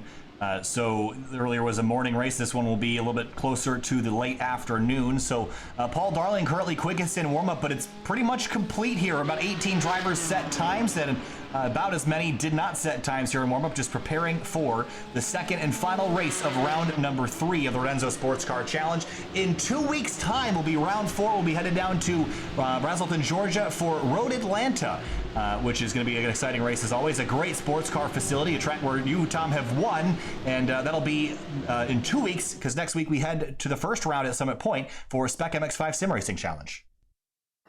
And Road Atlanta is another track where the TCR cars actually make speed faster than the GS cars in a lot of places. So we saw that at Canadian Tire Motorsports Park. Watkins Glen, the GS cars are pretty much faster in most places. But then we get to Road Atlanta, and that's another track where drafting really comes into effect. And different people have specialties at that track because of how much more connected the S's can be and how much all the elevation comes into play as well. Absolutely. So we're beginning our second GS race of the night again. The format, again, was originally supposed to be 2 multi-class races with TCR and GS intermixed, and there were supposed to be 2 20-minute races. Obviously, there's some issues with the iRacing service at a very much deeper level than is easily solvable right now. So we decided to split the categories into 4 races, so 2 for GS, 2 for TCR. So this is our second and final race for GS for the night, and then after this, we'll have 1 more race with the TCR class cars before the end of the night. Actually, wait, let's take this time. We haven't actually gone over the car classes yet tonight, Tom, so this is probably a pretty good time to do it. So tell me about the Grand Sport class and what they look like. Yeah, we referenced it early in the TCR race, actually, but the GS cars, the GT4 Porsche Cayman 718, a very good starting platform as a performance car, as a street car, and these cars built off of performance street car chassis, but turned into race cars, never were a street car, not that modified for racing, really. They put racing shocks, racing brakes, etc. on them, but they are factory body work, not a lot of aero involved. They're a little bit heavy as race cars go. They're not excessively light like a GT3 or a GTLM car may be. And I'm very excited to say, I think in the next couple of months, maybe within the season of the Radenso Sports Car Challenge, we may have the opportunity to see other GT4 cars introduced into iRacing as well. Absolutely. And of course, the TCR cars, a little bit less power, a bit more downforce, a little lighter all around, and they're pretty light on their feet for being front-wheel drive cars. They're pretty boxy looking. They're kind of those, bigger vehicles by design, but they're fun race cars. Tom, you've got experience driving both the Audi RS3 and the Honda Civic Type R TCR. So you've got experience in a couple different forms of that machine, but we'll get to see those cars a little bit later tonight for one last time here from upstate New York. So down the back straightaway, getting warmed up, and you see the drivers weaving vigorously back and forth to get some heat built in those tires before we turn them loose. And let's run through the starting lineup here on the front row. Curtis LaRod in the 37 and Nicholas Johnson in the 28. He rolls off second, and he's probably my pick to win this race. Yeah, I would totally agree with that. Second row, Evan Stickland, Mark Labance, both out of New York, New Jersey area autocrossers and real-life co-drivers at points starting on second row. In row number 3, Lex Kurchak in the 67. Talas Sadiq in the 163 rolls off in 6th. Mitch Welker and Tony Chow will start side by side after that great battle they had late in race number 1. In row number 5, it'll be Christopher Lapras in the 183 and Daniel Nyman in the 48. He's overdue for a podium finish, and I suspect he might get it. Rolls off 10th tonight. Riley Thompson showed a ton of speed at COTA, is looking for another podium result here in the 56 car, starting alongside Jeff Arroyan in the 6th row. Paul Darley in the 155 rolls off 13th. Alex Peroso in 14th in row number 7. Ken Halseal, race 1 winner, starts 15th after a 15-car invert alongside Drew Eisenman in 16th. 17th, Max Luper in the 688 had trouble in race 1, looks to rebound in this one. Charles Boley in the 63 rolls off on the outside of row number 9. Anthony Montello and Finian DeCuna, series director, starting 19th and 20th. A couple more rows of cars to get through. Eric Pennington in the 31 rolls off 21st. Randy Bader Jr. in the 305. We're going to let the rest of those scroll on the bottom of your screen as we get prepared to go racing here. But down into turn number 8, 9, 10, and 11 to finish up the lap here at Watkins Glen. And Nicholas Johnson, we talked about it briefly. He really landed on the jackpot for the starting for this race because he's as quick as Darling and Halseal, but going to start a whole lot better because of his issues in the first race. Yeah, the reason he got there isn't the greatest, but I've been grinning ever since I saw the screen pop up of the starting order, and I'm sure he has been too. We as the announcers don't really know the invert number until the race starts, and we don't get to see the grid until they go onto the grid. So a surprise for Nick Johnston to start on the front row. He's definitely got to be the guy to beat for this one. All right, field rolling through turn number 11, and here's to hoping we all make it back around again. The S is a treacherous, narrow expenditure usually for the race teams, but here they go. Green flag in the air for the final time for Grand Sport at Watkins Glen, and a run down to the 90 is green. Oh, almost side by side, almost touching on the start, and look, a great start for Nick Johnston on the outside. He's late on the brakes. He's going to try to run the outside line around the outside of Curtis LaRod, who actually gets through turn 1 nicely. Trouble back in the background. Jackson Robillard. And about 10 cars off. Yep, there's 3, 4, 5 cars on the background. Eric Pennington is one of them. Jackson Robillard looks to be another one. And I think there's Francois Brou back there as well as we come up to the top of the hill through the S's for this time. And side by one side. car in the fence, but they are not. Oh, there they go. Ken Halsey and Ken Nyman. They just can't get away from each other, and both cars are going to be out of this race. More incidents later down the road. The 24 car involved.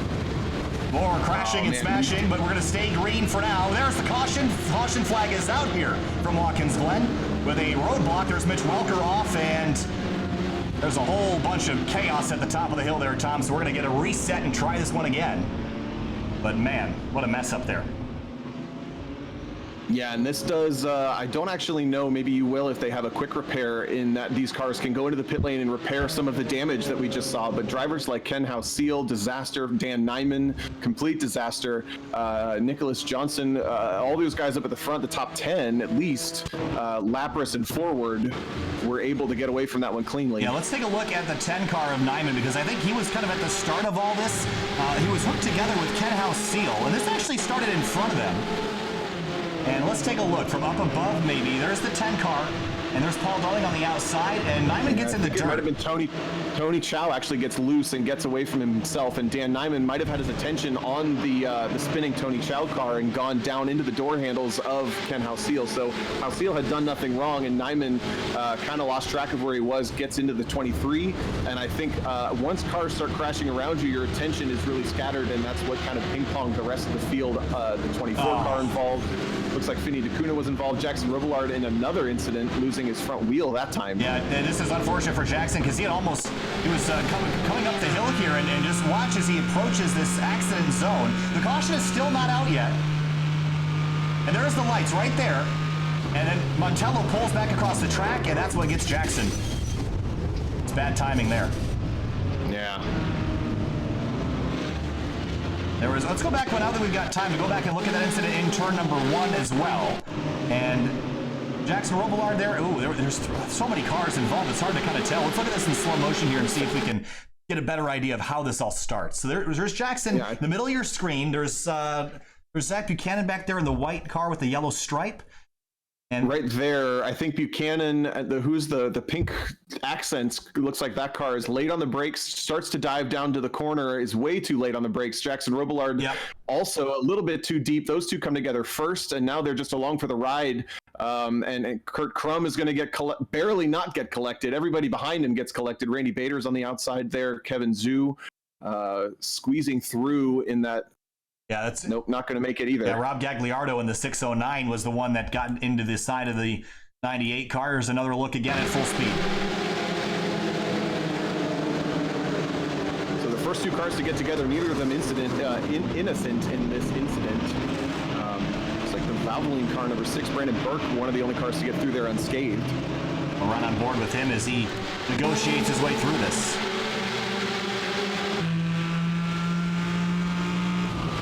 And this is where you were talking about the outside line is sometimes the safest place to be because you have an out. So there the car is shooting across his nose, and he's got enough time just barely to react to the incidents going on around him, squeezes through, and he's still pretty much at the back of the field now outside of all those cars with the incidents. And now he's approaching the second set of incidents. Does he get through it cleanly again? We don't know. Yeah, we're going to stay on board here. Off to the left, we'll see Ken Halsey and Dan Nyman having come together. There, those two are on the left, and then the 24 car spinning around. And this is why the caution needed to get thrown, because all these people, again, we talked about this before the race down, that there's no incentive usually to slow down for an accident. So the fact that you know that there's a caution potential kind of makes you a bit more careful. So the caution flag is out here at Watkins Glen. The first time we've had a full course caution Radenso Sports Car Challenge. These cautions are relatively short. We should get either 2 to go or 1 to go this time by. The lights on the pace car will tell us what the case is. But Curtis Larod is your current leader. Nicholas Johnson is in second. Evan Schickel in third. Kurchek, Labance, Lapras, Thompson, Sadiq, Barroso, and Darling, the rest of your top 10. You see them vigorously warming up those tires and preparing for a restart here shortly. And at this point, again, we talked about in the first race that these cars just get faster and faster over 10 laps. There is no amount of heat you can pack into these tires on a caution that is too much. So it's pretty much worth just forward, back on the brakes, weaving around, is whatever you can do to get heat in the tires, because when we have this race restart, it's maybe going to be 4 or 5 laps of racing action, I think, maybe 6. And at that point, you really, you want to have every amount of speed you can in this car to make moves quickly, as we see a bunch of cars weaving around, a couple cars coming to pit lane. That's Dan Nyman at the back. And so he will come down pit lane to service his car. And we just got the 1 to green there, so the lights are off on the pace car. So next time by, we will go back green. And it'll be a single file restart, sports car style. And as soon as the pace car is off, Curtis can accelerate whatever he would like. And it'll bring Johnson with him. So now it comes down to restart shenaniganry. Tom, tell me about restarts in sports car racing and how do you take advantage of them to the best of your ability? Well, there's usually a defined point at which the field should maintain its pace and the safety car will accelerate away. And at that point is when the driver can choose when he wants to go for the green flag. And Pro Series often define where that section of track is.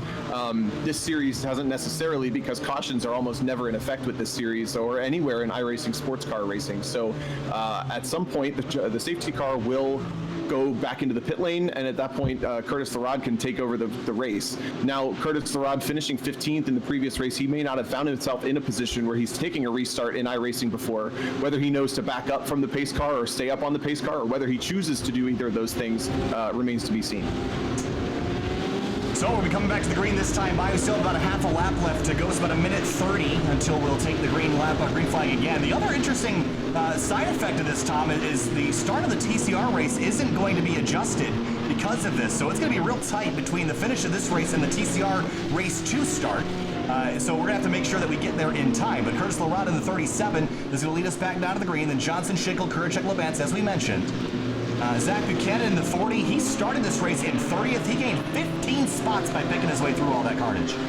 Wow, and a couple other guys who had great starts. Chris Lapras, who's running 6th, he started 9th. Riley Thompson started 11th, and he's up to 7th. So Thompson is another guy to keep an eye on. Lapras is fast, for sure. But those guys on the move. Alex Barroso also up from 14th to 9th. So we've got a couple of drivers who got through scot-free.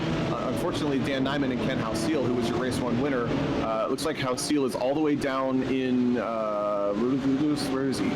Looking for back in 24th position. 24th. Yeah. So I don't expect to see huge moves, especially with body damage on that car, although it looks fairly light. So pace car rolling through turn number 8 now, gearing up for our restart here tonight. That was our 1 opportunity for a caution. We will get no more. And now as soon as that pace car pulls off, it'll leave Curtis Larod in control of the field. We'll have 7 laps to go. So if you use 3 of our 7 laps. I haven't seen a whole lot of tire warming from Curtis Larod there on the still on the pole for this restart, so I suspect he may not have done as good a job as the cars behind him of getting heat in the tires. He may fall back pretty quickly if he's in that position.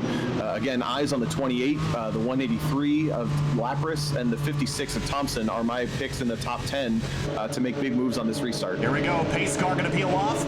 It'll be 7 laps to go. Green flag back in the air from Watkins, Glen, and Larod.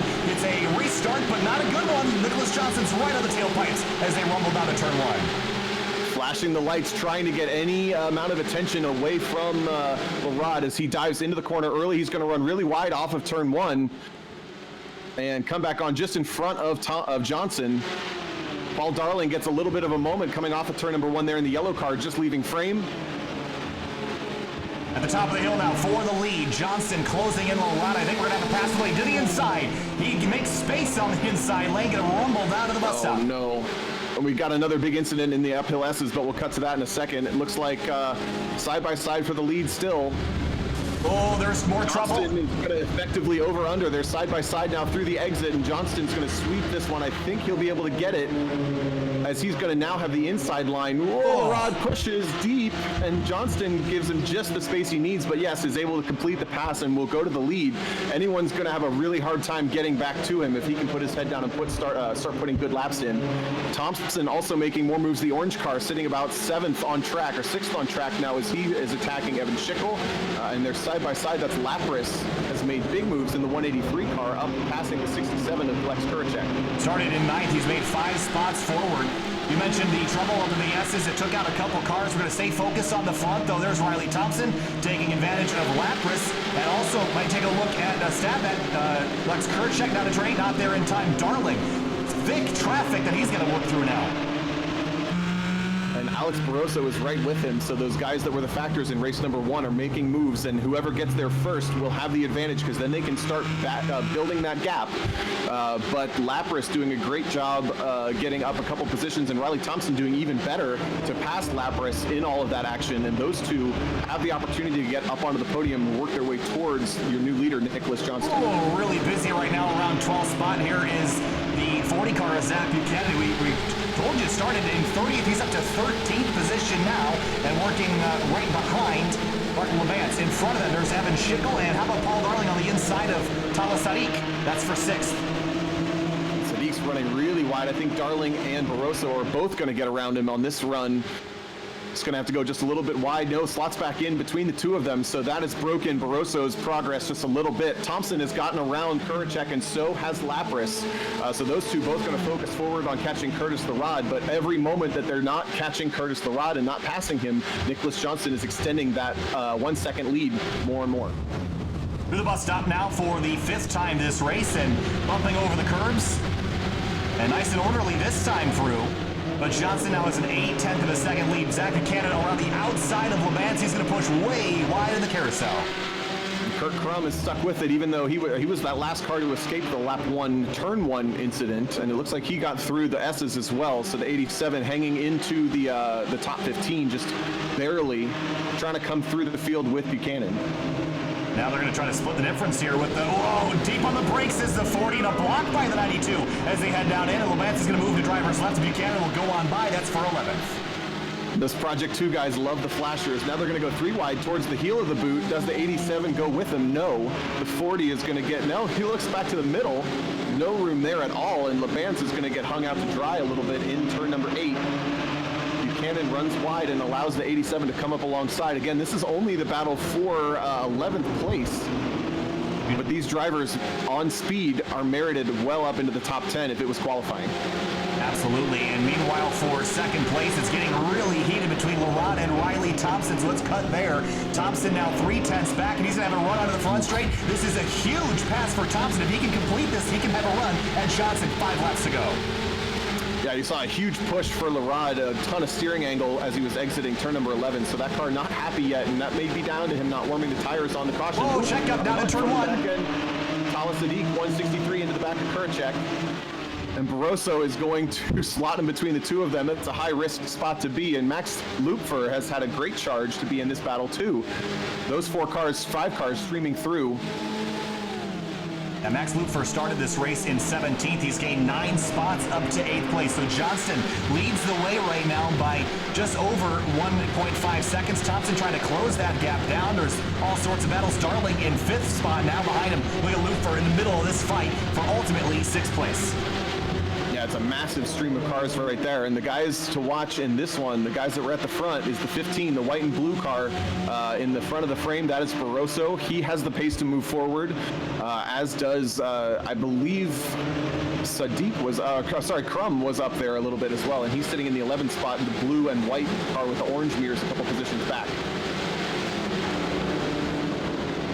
There's Zach Buchanan on the back of Kurt Crum. So Crum's gotten by this number 40, and these two were battling and blocking hard a lap ago. They look like they've sorted their differences. Meanwhile, for 4th, Lapras under attack from Paul Darling towards turn 8.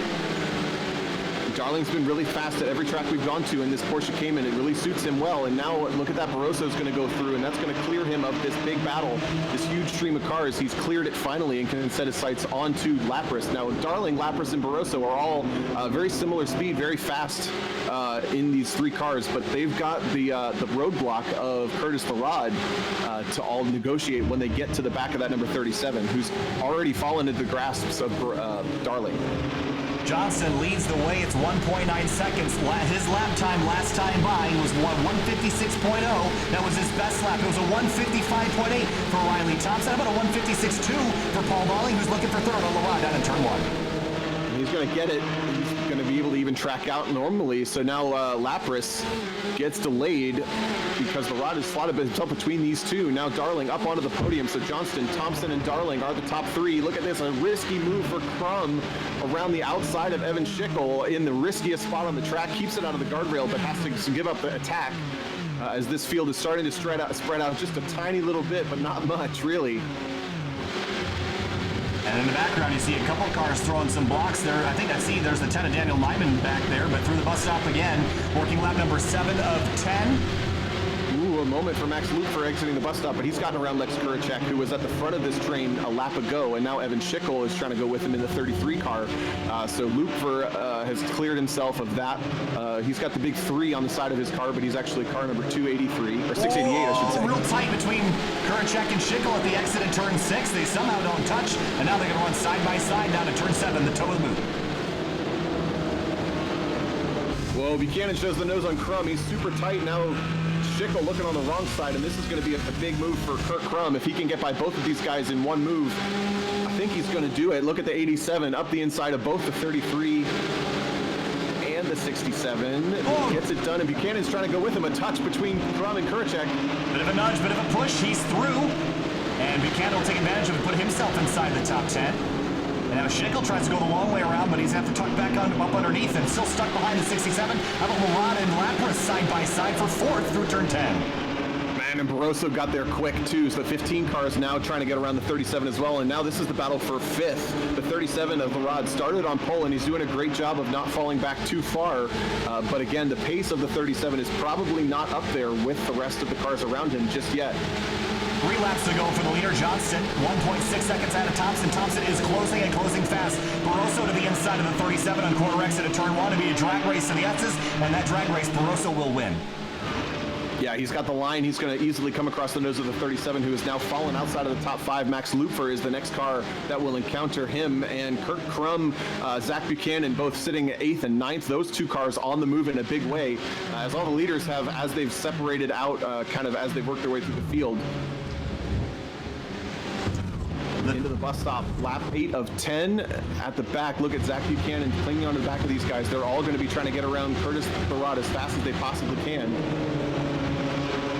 And the field is kind of calm for a moment. They'll loop for real wide at turn 5 rather. That's a really sketchy spot to go off because the runoff is very, very flat. It doesn't have the same camber as the corner does. So you run up onto that rumble strip and you don't have any banking left. He's going to get run off the racetrack a little bit by the 37. And that's going to take his momentum away. Now Kurt Crum goes to the outside, and you can work this outside. There's a ton of camber out there. You can set up for a run up the hill. The 87 is going to try the over-under on the exit and come up the inside of the 688 Max Lupfer. Murad still doing a great job of holding on to that 6th position as now Crum shows the nose down into turn 8. Deep on the brakes. That's going to get tight. ABS vibrating the pedal of the 87, but he gets it done. He's going to go 2 for 1 here and get by the 37 as well. Yeah, Larod was a little late on throttle, and now he's got the inside line. That's a really tough spot. You see the 87 slides, a little bit of counter steer. They're going to go side by side back onto the NASCAR circuit towards turns 10. But Crum is going to shut the door as they sweep down into turn 10, slams it on the 37, side by side for Looper and Buchanan. Oh, slip and slide. What a great save by Looper. These two have run side by side so much this season. They'll do it again, and they'll somehow survive a sketchy moment for the 688. And you saw how long it took the 688 to get traction back. He heated the tires with that first slide, and they just stayed without grip for a couple of corners worth of time there. There's the top 3, really, really spread out. Johnston, well out of frame, Thompson and Darling are the top 3. I think they'll finish that way without mistakes. Sadiq and Levance trading positions. There's Drew Eisenman back in 7th. Jeff Arroyan in the 233. He started this race in 12th. He's dropped to 16th after all the chaos that's happened. And you're going to look up the inside of the 7 car, and the Estes thinks better of it, tucks back in line. And just in front of them, that is Ken Hausiel, who's had another disastrous race too for the 2nd week in a row, but doing a good job recovering. You say he hasn't made a lot of progress, but he was one of the big losers in that first lap incident. So for him to be running 14th is really not that bad of a night as far as the big picture goes. And leaning on the rear bumper of Levance, going to look to drivers left on the exit of 5, and he'll have the inside line, the preferred line into turn 6. Should be able to complete this pass without too much trouble. Looks like he will. Up the road, you see there's the 680 to loop for again. And look at Zach Buchanan now knocking on the door of 7th. Evan Schickel's done a good job staying in the back, the mirrors of this battle as well, through all of the what he would call hungy-bungy. Ooh, lunge, Buchanan. Oh, they're gonna get together, touch, and they save it, and Buchanan's up to 7, so it got the elbows out, made the pass, got it done. Schickel almost let it get away from him. He calls it hungy-bungy. The rest of us call it argy-bargy. Oh, they go around. That's what happened right there. Oh my gosh, Lufer is a wheelman tonight. That should have been a crash. And he somehow still almost stays side by side. That car is uncrashable tonight. He should go buy a lottery ticket right after this. Might need one for the leaders. White flag in the air. Last lap around Watkins Glen. And as soon as this race is over, we're going to sprint to make the TCR race, which is gritting at the moment. So Johnson, 2 minutes away from collecting a checkered flag. Thompson, Darling, Lapras, Barroso, Crum, Buchanan, all making their way around. Levance and Arroyon, doors banging in turn 1. Get away with it. These guys doing a good job not crashing once the incident starts. They're not letting the incident unfold.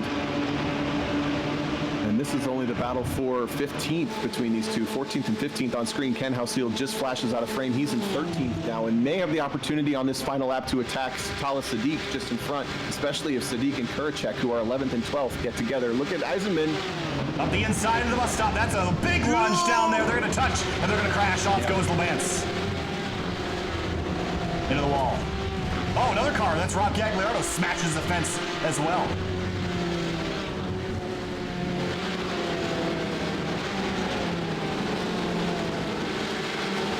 On screen right there, that is Lapras, Barroso, and Crum.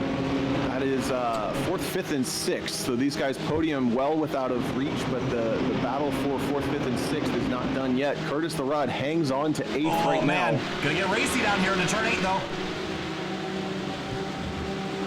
What's Lutfer going to do? Is he going to go for 3 wide? No, he gets back on the brakes earlier than everybody else. I think I think Lutfer's had too much good luck. I think he might want to just sit in line and take this for now, because I don't think he could. Oh, Lapras is around in turn 9. Right in front of Buchanan. Buchanan's going to go the long way around and use the extra curbing. Oh, that was big for Lapras. Checkered flag. At the front. Man, you have to wonder if we had a couple more laps, would we have had a battle? Because look at Johnston coming across the line, celebration for that car, but Thompson closed that gap up big time. These guys still aren't done. No, Lufer decided he wasn't done. He wants one more spot. He's going to try to get it away from Evan Schickel, but it's not going to happen. Schickel holds on for 9th, Lufer 10th. Whew. That was frantic. I'm not sure if that was, if the caution would have saved a lot, but man, Nicholas Johnson got it done. And we do have time to look at our results. I was told that we got plenty of time, actually, so we'll take a deep breath. Good. And I was a little bit concerned about that, but I don't know if Finn adjusted it or if it was just naturally like that. But plenty of time here for to kind of debrief and take a look at a couple of things. But it was Nicholas Johnson at the end, and Thompson closed in over 1.5 seconds on that last lap. That 56 car, what a run for him, Riley Thompson. You got a breath yet, Tom? Yeah, I'm fuddling around trying to find the TCR room as well. But yeah, I think we predicted it early on. The guys that came from the positions towards the back because of the invert, those who didn't crash made it there eventually. Paul Darling also doing a good job to stay 3rd. I would say the hard charger of that race, honestly, was maybe Kurt Crum, because he didn't get through that slow traffic super early in the race. He had to push towards the end to pick up every one of those positions and work his way through those guys right at the very end rather than early on in that race. Whereas a lot of those guys made their time up early in the race and then were able to gap the field. But a big night for Nick Johnston after a poor round 1, gets race 2 under him and takes another win, I believe his first of this season. And how about Zach Buchanan, 30th to 6th, plus 24 for the Project 2 driver in the 40. And about 15 of those spots were done through that first collision down there in turn 1 and up through the S's. But what a drive for the 40. He earned that. So that's a job well done by Zach. And we're going to head over to get loaded up for the final race of the evening, TCR race number 2. We'll be back in just a couple minutes. Stay with us.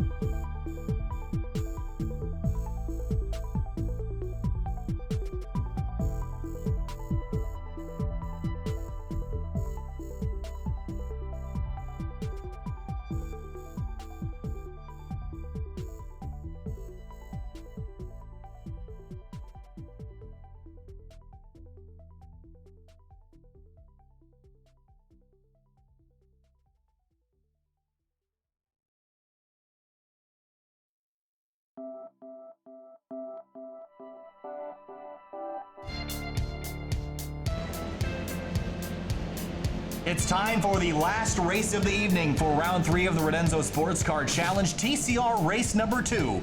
It's going to be another 10-lap event with a 13-car invert. And Tom, the invert in the GS race led to a little bit of argy-bargy up through the S's and down in turn 1. Race 2 in TCR, we saw 4 wide in race 1. Are we expecting something similar or even crazier as we enter race number 2? I hope not crazier, but I think we can expect equally crazy, probably without the incident, as again, these TCR cars handle the uphill S's on the cold tires a little bit better. But with the top 13 invert, Andrew Mickey, who had troubles in the last couple minutes of the race 1, will get the pole for race number 2. Starting with Michael Shea on the front row. A couple guys to keep an eye on because of their challenges in race number 1. Kyle Herbst will start in 5th position. Dennis Barrett will start 3rd in his number 83 car, so he'll be fun to watch. And that means guys like Eric Mickey start 13th, Elias Roman starts 12th, Andrew Pilata 11th, and Caleb John Lavender 10th. Those guys were in the 4-car battle for the lead, so those 4 have the most work to do, and it's unfortunate guys like Will Robbins, Francis Castillo Romero, and Ryan Kristoff just outside that invert. They're going to be where they belong on the grid. It'll be very exciting to watch this one. Warm-up almost completed again. We had a caution in the GS race 2, but we're unlikely to see that in this race unless we have something of similar magnitude, which we did see last week at Mosport, so I guess anything's possible. But 10 laps at the Glen, 1 final time. Again, next week, or 2 weeks from now, rather, we'll be headed to I almost said WeatherTech Raceway. I'm getting Laguna Seca mixed up. We'll be heading to Michelin Raceway Road Atlanta for our 4th round in 2 weeks' time. And next week, make sure you join us on Winding Road Magazine's YouTube channel for the first round of the Spec MX-5 Sim Racing Challenge from the Summit Point Raceway. So that's coming up a week from today. So Caleb John Lavender, quickest in warm-up here. Kyle Herbst, you talked about. Elias Roman, you mentioned. Who are some of the drivers that maybe we should keep keeping an eye out other than the ones that we already mentioned? You mentioned Dennis Barrett briefly, but he's going to be starting, 3rd place? So I think he's probably my pick to win. Yeah, Dennis Barrett has a great opportunity to advance position starting in the 3rd place. Again, Andrew Mickey is on pole in the 86 car, and he had flashes of speed with a couple of incidents, I think, or at least a couple moments in race 1. Frank Alessi will start 4th and Kyle Herbst 5th. So I think of the drivers to watch that start in the top 5, Dennis Barrett and Kyle Herbst are probably the ones to watch. Dylan Broyles will start 6th, and he had that rally after the off in the bus stop race 1 to climb all the way back up to 9th. So him starting on the 3rd row could also be interesting. Really, anybody in that, it's crazy. The way the invert works, the further back in the field you go, the bigger the names get in a way. And it's like, well, he could get there. Oh, he could get there. And you just don't know what's going to happen. Well, we got 23 drivers in the field. And in race 2 for GS, we saw Zach Buchanan gain 24 spots. So if Zach Buchanan had started last in this race, he would have won race 2 in GS. So I guess a similar possibility exists here. I guess we can't really count anybody out. The tail of the field will be Brad Adams, Derek Yarbrough, and Nick Babin. Not in that order, but they'll be started away in the last couple of rows. So let's run through the starting lineup here. Tom, on the front row will be Andrew Mickey in the 86 and Michael Shea in the 78. Starting on the 2nd row, guy we talked about, Dennis Barrett and Louis Alessi. They started side by side in race 1. They're starting side by side once again in race 2. And row number 3, starting in 5th place, it'll be Kyle Herbst in that Sour Patch Kids Audi RS3 TCR in his number 89 from Ohio, and Dylan Broyles in the 818 ran into trouble. He rolls off 6th for race 2. Another pair of guys that have every opportunity to get up there. Ryan Carwile and Christian Gritzko start 7th and 8th. 9th place, Tyler Jones in the 29, and Caleb John Lavender in the 999 rolls off in 10th. Andrew Pilata has another chance at this one with Elias Roman starting side by side in row number 6. In row 7, Eric Mickey, race 1 winner. He's won 3 of the first 5 races. He'll start 13th in the 88. Will Robbins in the 35 rolls off in 14th place. Francis Castillo Romero and Ryan Kristoff are the first 2 to not get the invert. They're going to start together on row number 8. Andrew Chow in 17th, Benson Ty in 18th, 23 and 503 on row number 9. In his 2nd week in the series, Chris Harp gets into the 19th spot with Evan Adams in the Castrol car, 20th. 21st place, Derek Yarbrough in the 857, and Brad Adams all the way back in 22nd. And the last driver in the field will be Nick Babin in the 66. He'll finish out the rest of the field. So, through the bus stop chicane, the inner loop, whatever you'd like to call it down here, it's a great passing zone for these cars. We saw it be a trouble spot as well in race 1. A couple cars got tangled. Kyle Herbst, one of them. And these cars kind of have a tendency to kind of bunny hop over the curbs there when the tires are cold. And in the real world, you also have to worry about cutting down your tires on low pressures on those big FIA curbs down there in the bus stop. Yeah, it can be a little bit challenging, especially on the cold tires, to predict where the car is going to head when you land. And that's because when you are rolling a lot of speed with these cars, the back end is rotating around underneath you. The whole chassis from the back end is sliding. And we saw that actually, that was the incident that happened with Kyle Herbst in race number 1. He kind of let the back end start rotating as he was leading his car into the corner side by side with another driver and spun himself across the nose of that other car. So once you're committing momentum with the TCR car, you're kind of along for the ride. The fast guys know how to use that to their advantage, but it can also cause incidents. So half a lap to the green flag here, and again, it'll be about a 20-minute race, just shy of that. Andrew Mickey, Michael Shea on that front row. And Andrew Mickey, this is something, again, Andrew Mickey is a regular attendant in the Scars Ferrari Challenge that runs on Thursday night. They'll be continuing their next round from Barcelona, Catalunya tomorrow at 9 o'clock p.m.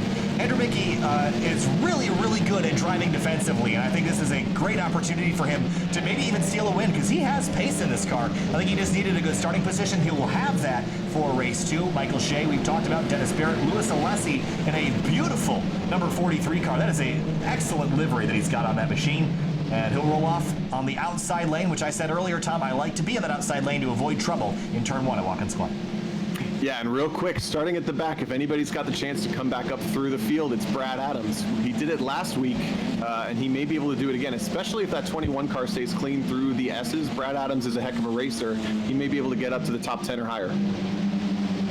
Andrew Mickey waiting for the pace car to peel off, and as soon as it does, he's got the license to hammer down. It'll be 10 laps from the 3.4-mile course in upstate New York. There it is, green flag in the air, and we're away again. And also, you cannot advance your position before the start-finish line. That is penalty-worthy. We saw that last week in GS as they run into turn 1, 3 wide. Barrett up the middle. A huge wiggle from Barrett. He's going to slide wide, almost take Shea out. He does. There they go. Across the front of the field. Oh, man. Pilata gets collected once again. Eric Mickey's in this one, too. The whole field. Another NASCAR pileup for TCR Race 2. Oh, my gosh. I can't believe that. I look at Brad Adams loses his bumper, and we have a full course caution out. Well, we didn't think it would happen, but it did. And that's the nature of the Glen, Tomo. It just funnels you down. And it's a Dover, Delaware is a self-cleaning racetrack. This is a self-dirtying racetrack. It funnels everything down right into the racing line. And you see bumpers flying and a whole lot of retirements down there in turn 2. Yeah, and that started back with, again, Dennis Barrett, who was under attack heavily by a great start from Kyle Herbst. He was really flirting with the limit of not advancing position before the start-finish.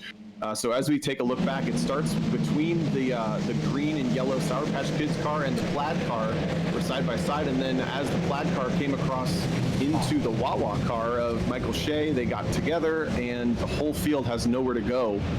And this is, again, the second week in a row we've had this kind of pileup in this TCR field. Yeah, there's just nowhere to go. I mean, again, the wall funnels you in. And this is actually one of the improvements they made in this facility back in 2012, was they actually moved that wall you see on the right side of your screen was actually pushed out, and they actually paved a bunch more of the racetrack to avoid this very scenario. So let's go back and look again. You see Barrett pushing up across the racetrack. He's going to tag the 78 car of Shea, and that's what turns him back across the field in front of everybody. And it's just like wiping a slate clean, just pushing everybody. Look at Pilata getting shoved off, and he's going to clobber the tire barrier. And and we saw this last week at Mossport in the same corner. We're going to see it again. Look at the hit that Alessi took on that Armco barrier. And Brad Adams, luckily the fake race cars don't hurt as much when you crash them, but a lot of these guys are going to be very frustrated. I imagine Andrew Pilata's another guy. He had got collected in a crash similar to this in race 2 of last week. Collected once more. On board with Alessi. Oh, man. And just looking at this, we got plenty of time to look at it, so we might as well. But again, just that slip and slide, the 83 just out of control sideways, and the 78 goes around the outside of the curb and gets tagged, and that's when it sends across the racetrack again. That's where this all goes wrong. Absolute blockage, and we'll play this again at full speed. Tires going flying, and everyone just getting wadded up.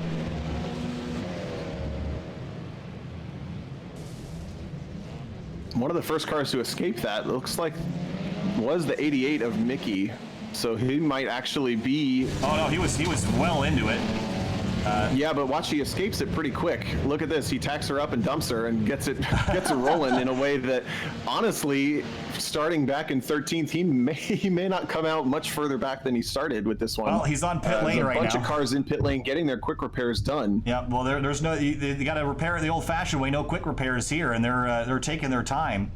There's a lot of cars. That is actually almost half the field. We have 13 cars rolling on the racetrack, and we have another 10 in pit lane getting damage repair right now as we head down into the boot for our second lap of caution. Well, at least we threw the caution this week, and the drivers that had damage will get a chance to fix some of it and get back rolling again. Because otherwise we'd only have about 10 competitive cars on the racetrack, so we'll salvage something out of this night. Yeah, looking down the field, I think Andrew Mickey, again, he still has the opportunity to defend and keep this one, but Kyle Herbst is going to be tough to keep behind because Kyle's not afraid to show the nose and has been very racy in the last couple races of this season. So he got all the way up to second from fifth very quickly, even though he didn't do anything wrong in the start, but his attack was the initial kind of spark that created that whole mess. Ryan Carwile also picked up a couple spots, and Broyles in the 818 might have been a big mover and all that. He sweeped through. Actually, if you could find it, I'd be interested to watch his in-car because I watched him kind of dive through the grass, and he barely might have been the only car that actually got through that mess. Let's go back and see if we can find what happened with Dylan Broyles here in the number 818. So it's going to be a little while because we got to go back about a lap to find this. Sure. I think he started 8th or 7th. It looks like he was 6th in the number 818, but here is a look. We'll ride on board the nose cam here and see what he saw at the front of this car. So Louis Alessi was the first car that he took that giant hit on the left side barrier. So here's the start. Already 4 wide, 2 cars on his right, 1 car on his left. Watch the 83 is going to get a little bit loose. Slides. Right here's the uh-oh moment. Yep, and he dives right, and somehow he gets through the last car through. And we'll ride on board with Barrett as well here and get an idea of what he was dealing with inside the car. Yeah, so keep in mind as we ride with Barrett, he had Kyle Herbst alongside him already. So they're side by side across start finish. He's got to leave him the room, gets on the brakes. The rear end starts to wiggle. The tires are cold. No, that loss of control wouldn't have been a big deal if there was no car on his outside even, but a fairly harmless beginning to a very massive accident. And we'll run on board also with Christian Gritzko in the number 19.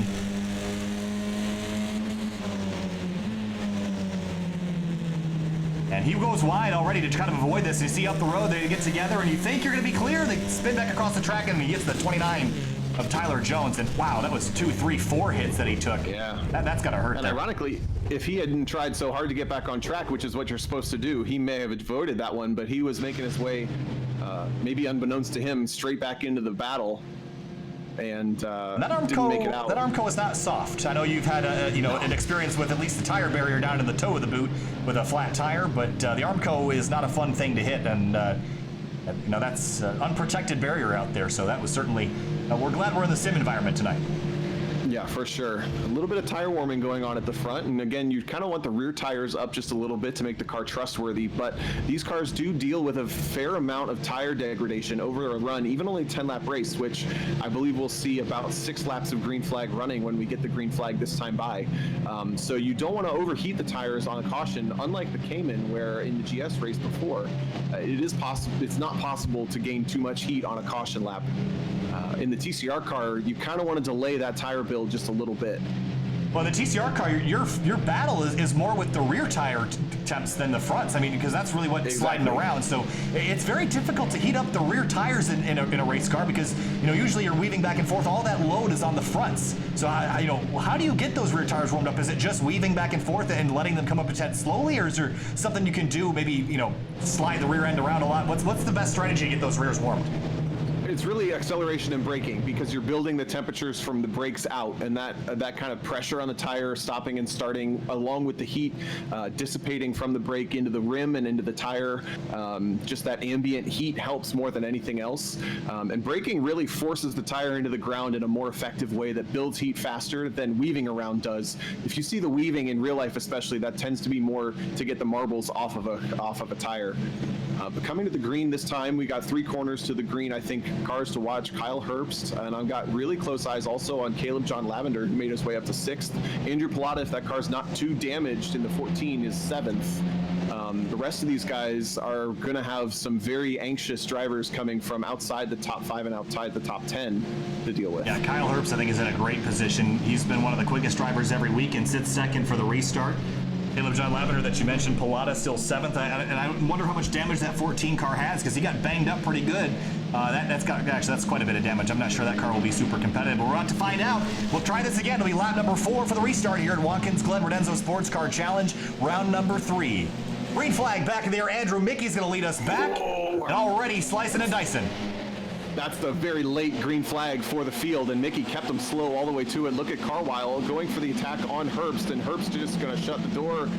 Doesn't fully shut it, but turns down early to try to get it away from Carwile. Carwile does a good job, though, keeps it alongside, and he's going to gain 2nd place up the S's. A touch between the two of them. Whoa. Herbst all the way out to the Armco on the left side of the racetrack. Mickey clear by half a second. Here comes Broyles up the inside. Door slam. That was close.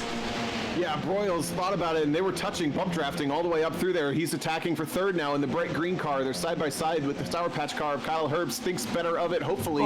Yes, does so, as Herbst shuts the door commandingly into the S's, or the King for the first time bus stop.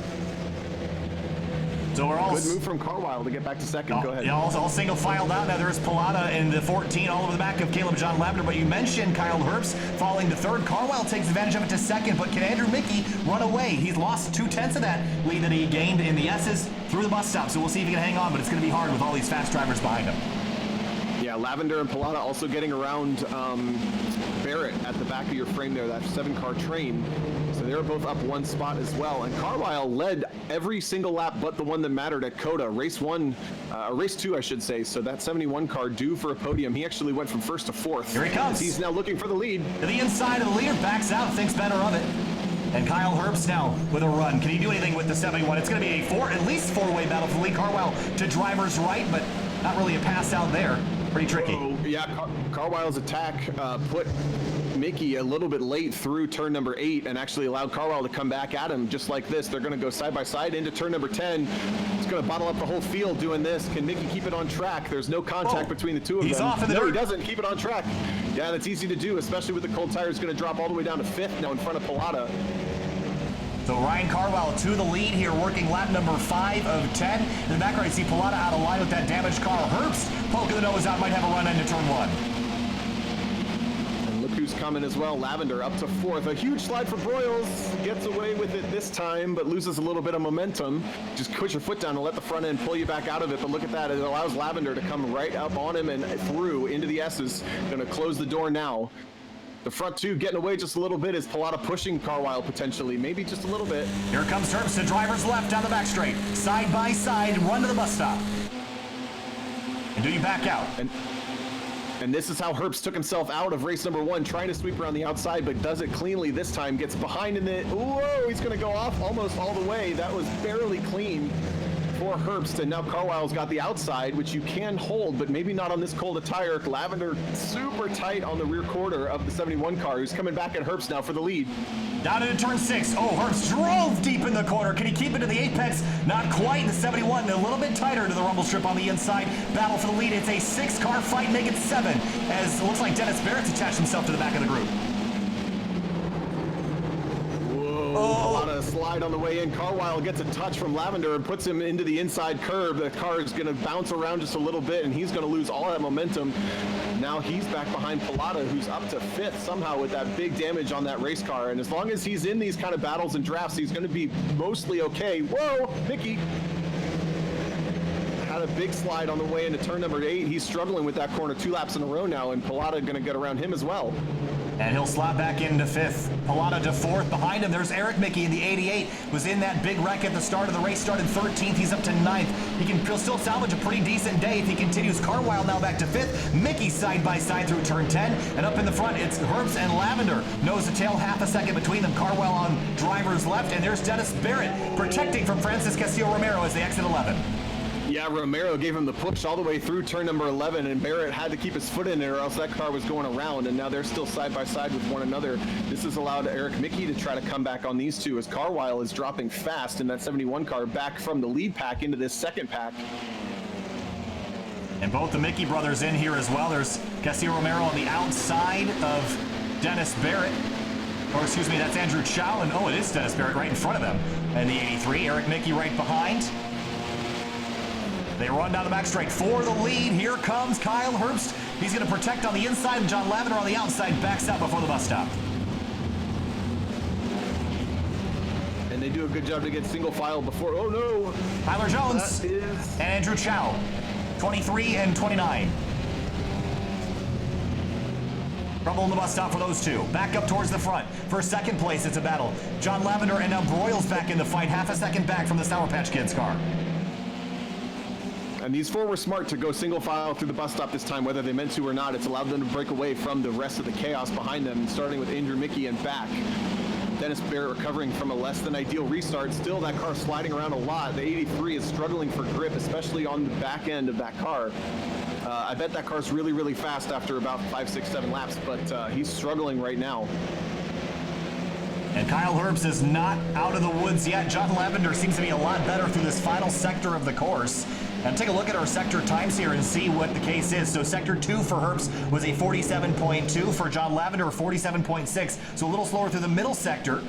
But look how much he closes up in the last couple corners. Grabs a little bit of curb in turn 10. That can upset the car, so that might have taken a little bit of time away from his third sector here. But now Herbst pounds off the inside curb in 11, and that really upsets the car. So both of these guys getting liberal on the curbs and probably not the best way. Look at Pilata still lurking in the background. That red number 14 has still got a chance to cling on for a podium and attack for the lead. Side by side through turn 1. John Lavender takes a boatload of curb on the inside. Herbst runs wide out of the rumble strip on exit. Broyles with a run, but has nowhere to go. And as long as these guys battle, Pilata's going to be okay. As soon as they get strung out, and if Pilata loses any draft, he'll be in trouble with that damaged car. So keep an eye on that 14 while these guys battle. Ooh, Broyles bump draft here on the 999. No, goes for the inside. Oh, draw. This is going to get really dicey as we head into the bus stop. Too wide for second. Broyles is through. What a move. Man, the leader. No. Out of control through the bus stop. That's going to be a cut course for Herbst. And he's going to have to give up a second, just like Pilata did in that first race. So now Pilata going to easily sweep around the outside. They're going to side by side, though, with Lavender. And Broyles, a big, brave move into the bus stop for third, becomes first place, just like that. But now can he hold off John Lavender and Pilata? Pilata was involved in that first lap crash. That nose is all dented in. It looks like he'd be better off in a garage sale somewhere. But he's P3 with a chance to win after all this chaos. Look at the battle for the lead. Lap 7 of 10, 3 to go next time by.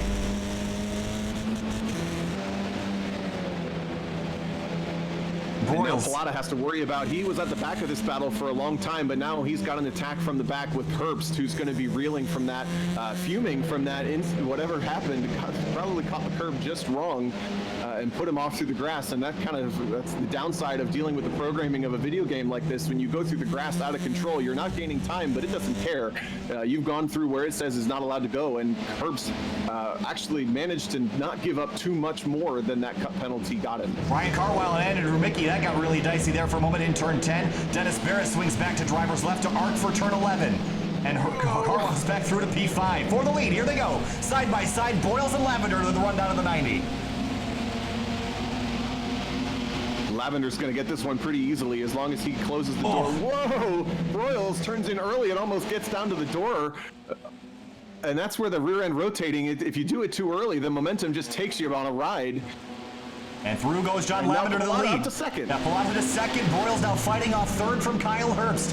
Nose to tail, 1, 2, 3, 4. Behind him, fifth place has been sorted out. Carwile, Mickey, Dennis Barrett, Elias Roman, and Francis Castillo Romero, the rest of your top 10. Here comes Herbst on the outside for third place on Dylan Broyles. And for the lead, Pilata on the outside. Oh, 2x2 through the bus stop almost never works, but they make it happen somehow, and Herbst gets through for third. Pilata didn't lose a whole lot of time on that one. He got lucky. Those two were battling behind him, but that's going to give a little bit of a gap to Lavender, who lost the least amount of time in that whole exchange. And these four are not perfectly clear of fifth place. If they keep battling like this, Ryan Carwile, if he doesn't get an attack from Andrew Mickey, might be able to get back up into the top five into this front battle. You have to wonder, is that damage hurting the 14 if he gets out of the draft of the 999? He's seemed okay so far, but without a car to follow, that aerodynamic loss might be too great to overcome. But Herbst is back into third, and he's hungry after making a mistake last lap by through the bus stop. Yeah, I have to imagine it is. The 14 car is not going to be fast on its own, and as long as they're continuing to battle like this, you can work around that because no one is maximizing their speed. But if he gets to the lead, I have to imagine he's going to be a sitting duck. He's got to be really smart, almost wait to the last lap to make sure that he gets by, if he can do it, gets by Lavender and then closes the door for the remainder of that lap. Next time by will be 2 laps to go, just over 6 miles left. The Radenso Sports Car Challenge from Watkins Glen. It's been a chaotic, frantic race in TCR Race 2. John Lavender got the lead away after Herbst and Broyles made mistakes, but Pilata back in second place in the 14 with big damage. Can he overcome it for another victory? I don't think so. Look at that. A couple corners without battling, and Pilata's lost 6/10 to Lavender, so that's not looking good for the 14. I have to imagine that that car is just kind of a sitting duck for Herbst this time. Here. And, whoa, Dennis Barrett deep, and that's Andrew Mickey in front. Actually, Both Mickeys. Andrew Mickey is behind now, so that is Eric Mickey up into 6th. From 13th. And Pilata losing a lot of time up the hill here. I don't think we've seen the end of Kyle Herbst yet, though. If he can get by Pilata, he can certainly close back in on John Lavender. So maybe this 89 car is the wild card here, Tom, as they head to the bus stop for the penultimate time. And look how easily he clears Pilata. That car is just not fast enough at this point. So it's the 89, I think, and the 999 are the two. Oh, what an exceptional run. That was a phenomenal run through the bus stop there, Tom. He's closed up now to 0.2 of a second behind Caleb John Lavender. Deep on the brakes, down into the laces of the boot. Gets the car down to the apex better there as well. So the 89 has speed. Through the trees, through the mist at Watkins Glen International. Next time by will be white flag for Caleb John Lavender. Can he hang on? Kyle Herbst is behind him. Herbst made a mistake, but can he overcome it? He's a little wide exiting 7, but now he has the draft on this long back straight heading to turn 8. Yeah, he had a bunch of rotation on the way into turn 7, and it got away from him just a little bit. Now, this is maybe not the worst thing for Herbst because he probably can't get attacked by Pilata unless he's also fighting Lavender, if that makes sense. If he doesn't dissipate his own speed somehow, then Pilata's probably not able to go anywhere with it. So this is delaying that battle for the lead by probably a lap, which is perfect timing for Herbst. Next time by will be white flag, and where Herbst seems to be best is through the first sector, through turn 1 up through the S's. It's a half a second back, and that's what you said in race 1, Tom. If you're less than half a second, you have a run into the bus stop if you're close enough. And through turn 11, he's a half a second back. Yeah, this is a great gap for Herbst. I think he's comfortably ahead of Pilata. Broyles has dropped completely out of this battle somehow, and he's back towards the clutches of Carwile. Critical corner, turn 1. Nice and clean for both drivers, not using too much extra runoff, and they're going to draft now up into the S's for the final time, cresting the hill through the chute. I love the position. I love the position that the 89 car is in. He's going to have a big run here. He's going to have a look. Caleb John Lavender going to pick driver's right. He's got to stay there. Herbst's going to swing back to the left. The run down to the bus stop for the final time. Side by side for the lead in TCR. Who's going to get there first? Clobber, contact. They both slide out of control and crash. Pilata goes through to the lead. No way. I can't believe this. Pilata with that damaged race car inherits the lead, and Herbst does the same mistake to himself. 2 races in a row, just shuts the door when there's someone completely standing in the doorway going into the bus stop, and takes, unfortunately, Lavender down with him. And look at that, put Broyles and Carwile up onto the podium, and suddenly Eric Mickey is battling potentially for a podium once again. Unbelievable turn of events into the bus stop. We knew there was going to be a tight moment through that corner, but it all came down to another accident. And Caleb John Lavender and Herbst are out of the race. Mickey going for another podium in the back of Carwile. Half a lap left for the bombshell 88.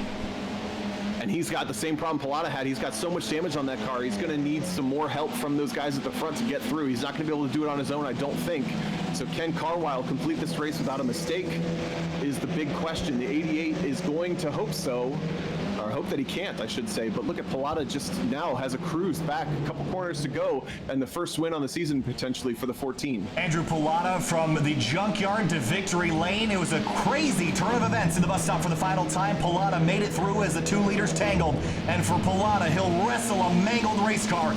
But it doesn't matter. He's going to hold a checkered flag at Watkins Glen. Andrew Pilata wins TCR Race 2 at Watkins Glen International. Behind him for a podium, it's going to be Royals and Carwile. Mickey 4th, Andrew Mickey 5th, Dennis Barrett 6th, and the rest of the field coming on through. And for Kyle Herbst and Caleb John Lavender, their cars unable to return. They will finish this race in 14th and 15th. Yeah, and 999 Lavender, that's a really unfortunate, just kind of didn't do anything wrong. Herbst got optimistic and shut the door on and took him with him, but super smart moves from the 14. Andrew Pilata, really impressive drive, recovered from that unfortunate incident for him on lap number 1.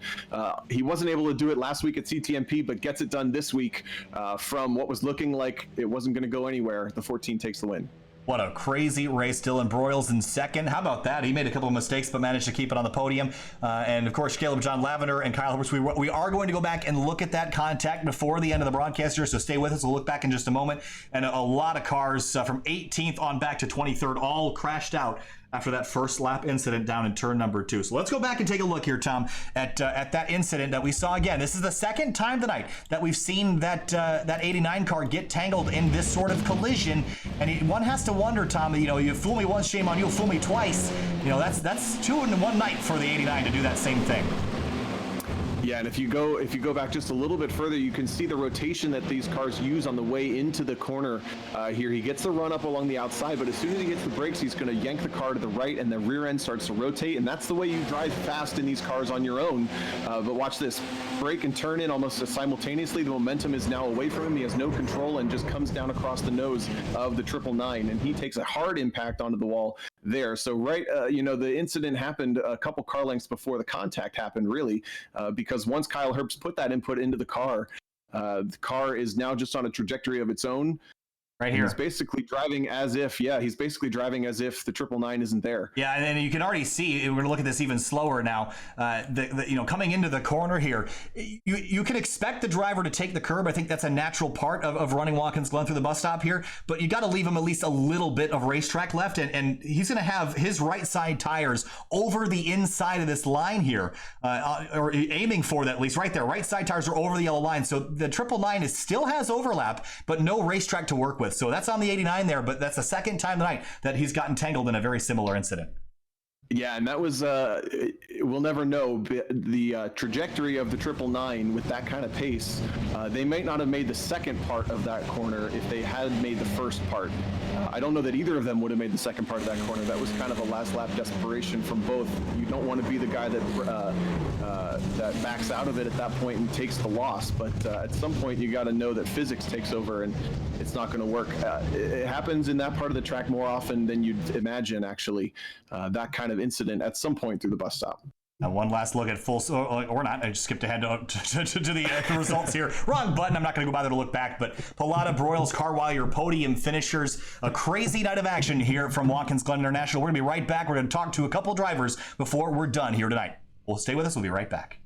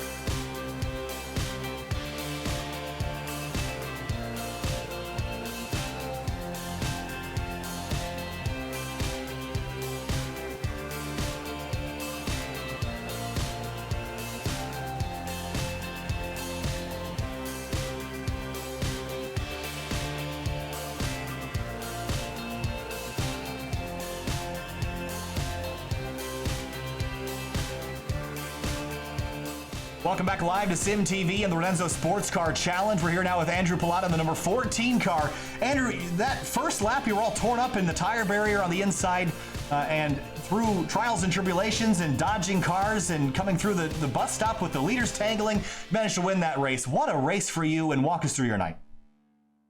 Yeah, thanks, Kyle.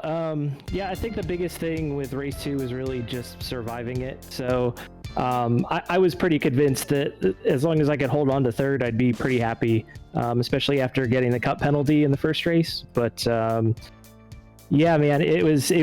I kind of had flashbacks from last week with that first turn, the first lap, and kind of getting drilled into the wall. But at least I survived it this time and made it work. Talk to me a little bit about those closing laps, trying to position yourself, in these cars with the leaders kind of going at it as hard as you could. You saw the leaders tangle in front of you. Do you keep that in the back of your mind, how aggressive and what lengths people are willing to go in order to get the wins here? And were you surprised to see those leaders tangle and go off the track? I don't think I'd say I was surprised to see a little bit of tangling, especially with how some of these races have been going. But yeah, again, with the aero damage, I couldn't even keep up with the draft. So I was just, like I said, ready to just kind of come home in third. And I took advantage of the situation when I saw them go off and, was able to at least keep it together for one more lap. Anything for Andrew there, Tom? Well, yeah, keeping it together is what I was going to ask about, because that was the second week in a row that you've had first lap incidents that weren't your problem because of the inverted race and exuberant driving. So yeah. Was there any sort of thought process into getting back into the rhythm of the race, or was it just kind of like, well, that happened again, and then you kind of stumbled upon the position to be able to take the win? Well, I think it was really kind of like feeling out the car in the first lap and figuring out if it's really that damaged, because the yellow immediately came out as soon as I got hit into the wall. So I really just had to figure out, did the car still have speed, where the car was still good, because everybody was kind of dealing with their own damage. So I figured I had the pace to at least keep up and even maybe make a couple moves or stick my nose in on some people in certain spots. But yeah, it was really just, it was a survival game out there. All right, Andrew, hey, congratulations on your race win. Enjoy it. We're going to be at Road Atlanta in 2 weeks. We'll see you there. Thanks, Kyle. Love you, Tom. All right, Andrew in good spirits. Unable to get Nick Johnson for an interview here tonight, Tom, but we'll wrap things up here. Kind of a wild night and a lot to think about before we head into Road Atlanta in 2 weeks. A lot of probably adjustments to come, and not only in format, but also in driver attitudes heading into Road Atlanta. Yeah, I would say the biggest thing I'm looking forward to is hopefully cleaner races. We saw a kind of what we thought were little incidents that were, that wouldn't normally happen. But I think the tensions are high amongst the field, especially in these inverted races. And I'd love to see going forward that the rest of the field and the entire field thinks, okay, we got to survive this as a team first, and then we can compete as competitors second. So a lot to think about, a lot to digest before Road Atlanta in 2 weeks. Make sure that you join us on Winding Road Magazine's YouTube channel for the start of Spec MX-5 Sim Racing Challenge on Wednesday, April 15th, starting at 8:30 p.m. Eastern Standard Time. Thanks for Tom O'Gorman for joining me in the booth here again, and we'll see you in 2 weeks from Michelin Raceway, Road Atlanta. For Radenso Sports Car Challenge round number 3, we want to thank Radenso and Lazy Rocket Vinyl Produce for sponsoring the series, and we'll see you tomorrow for Scars Ferrari Challenge at 9 p.m. Have a wonderful night. We'll see you in a couple weeks.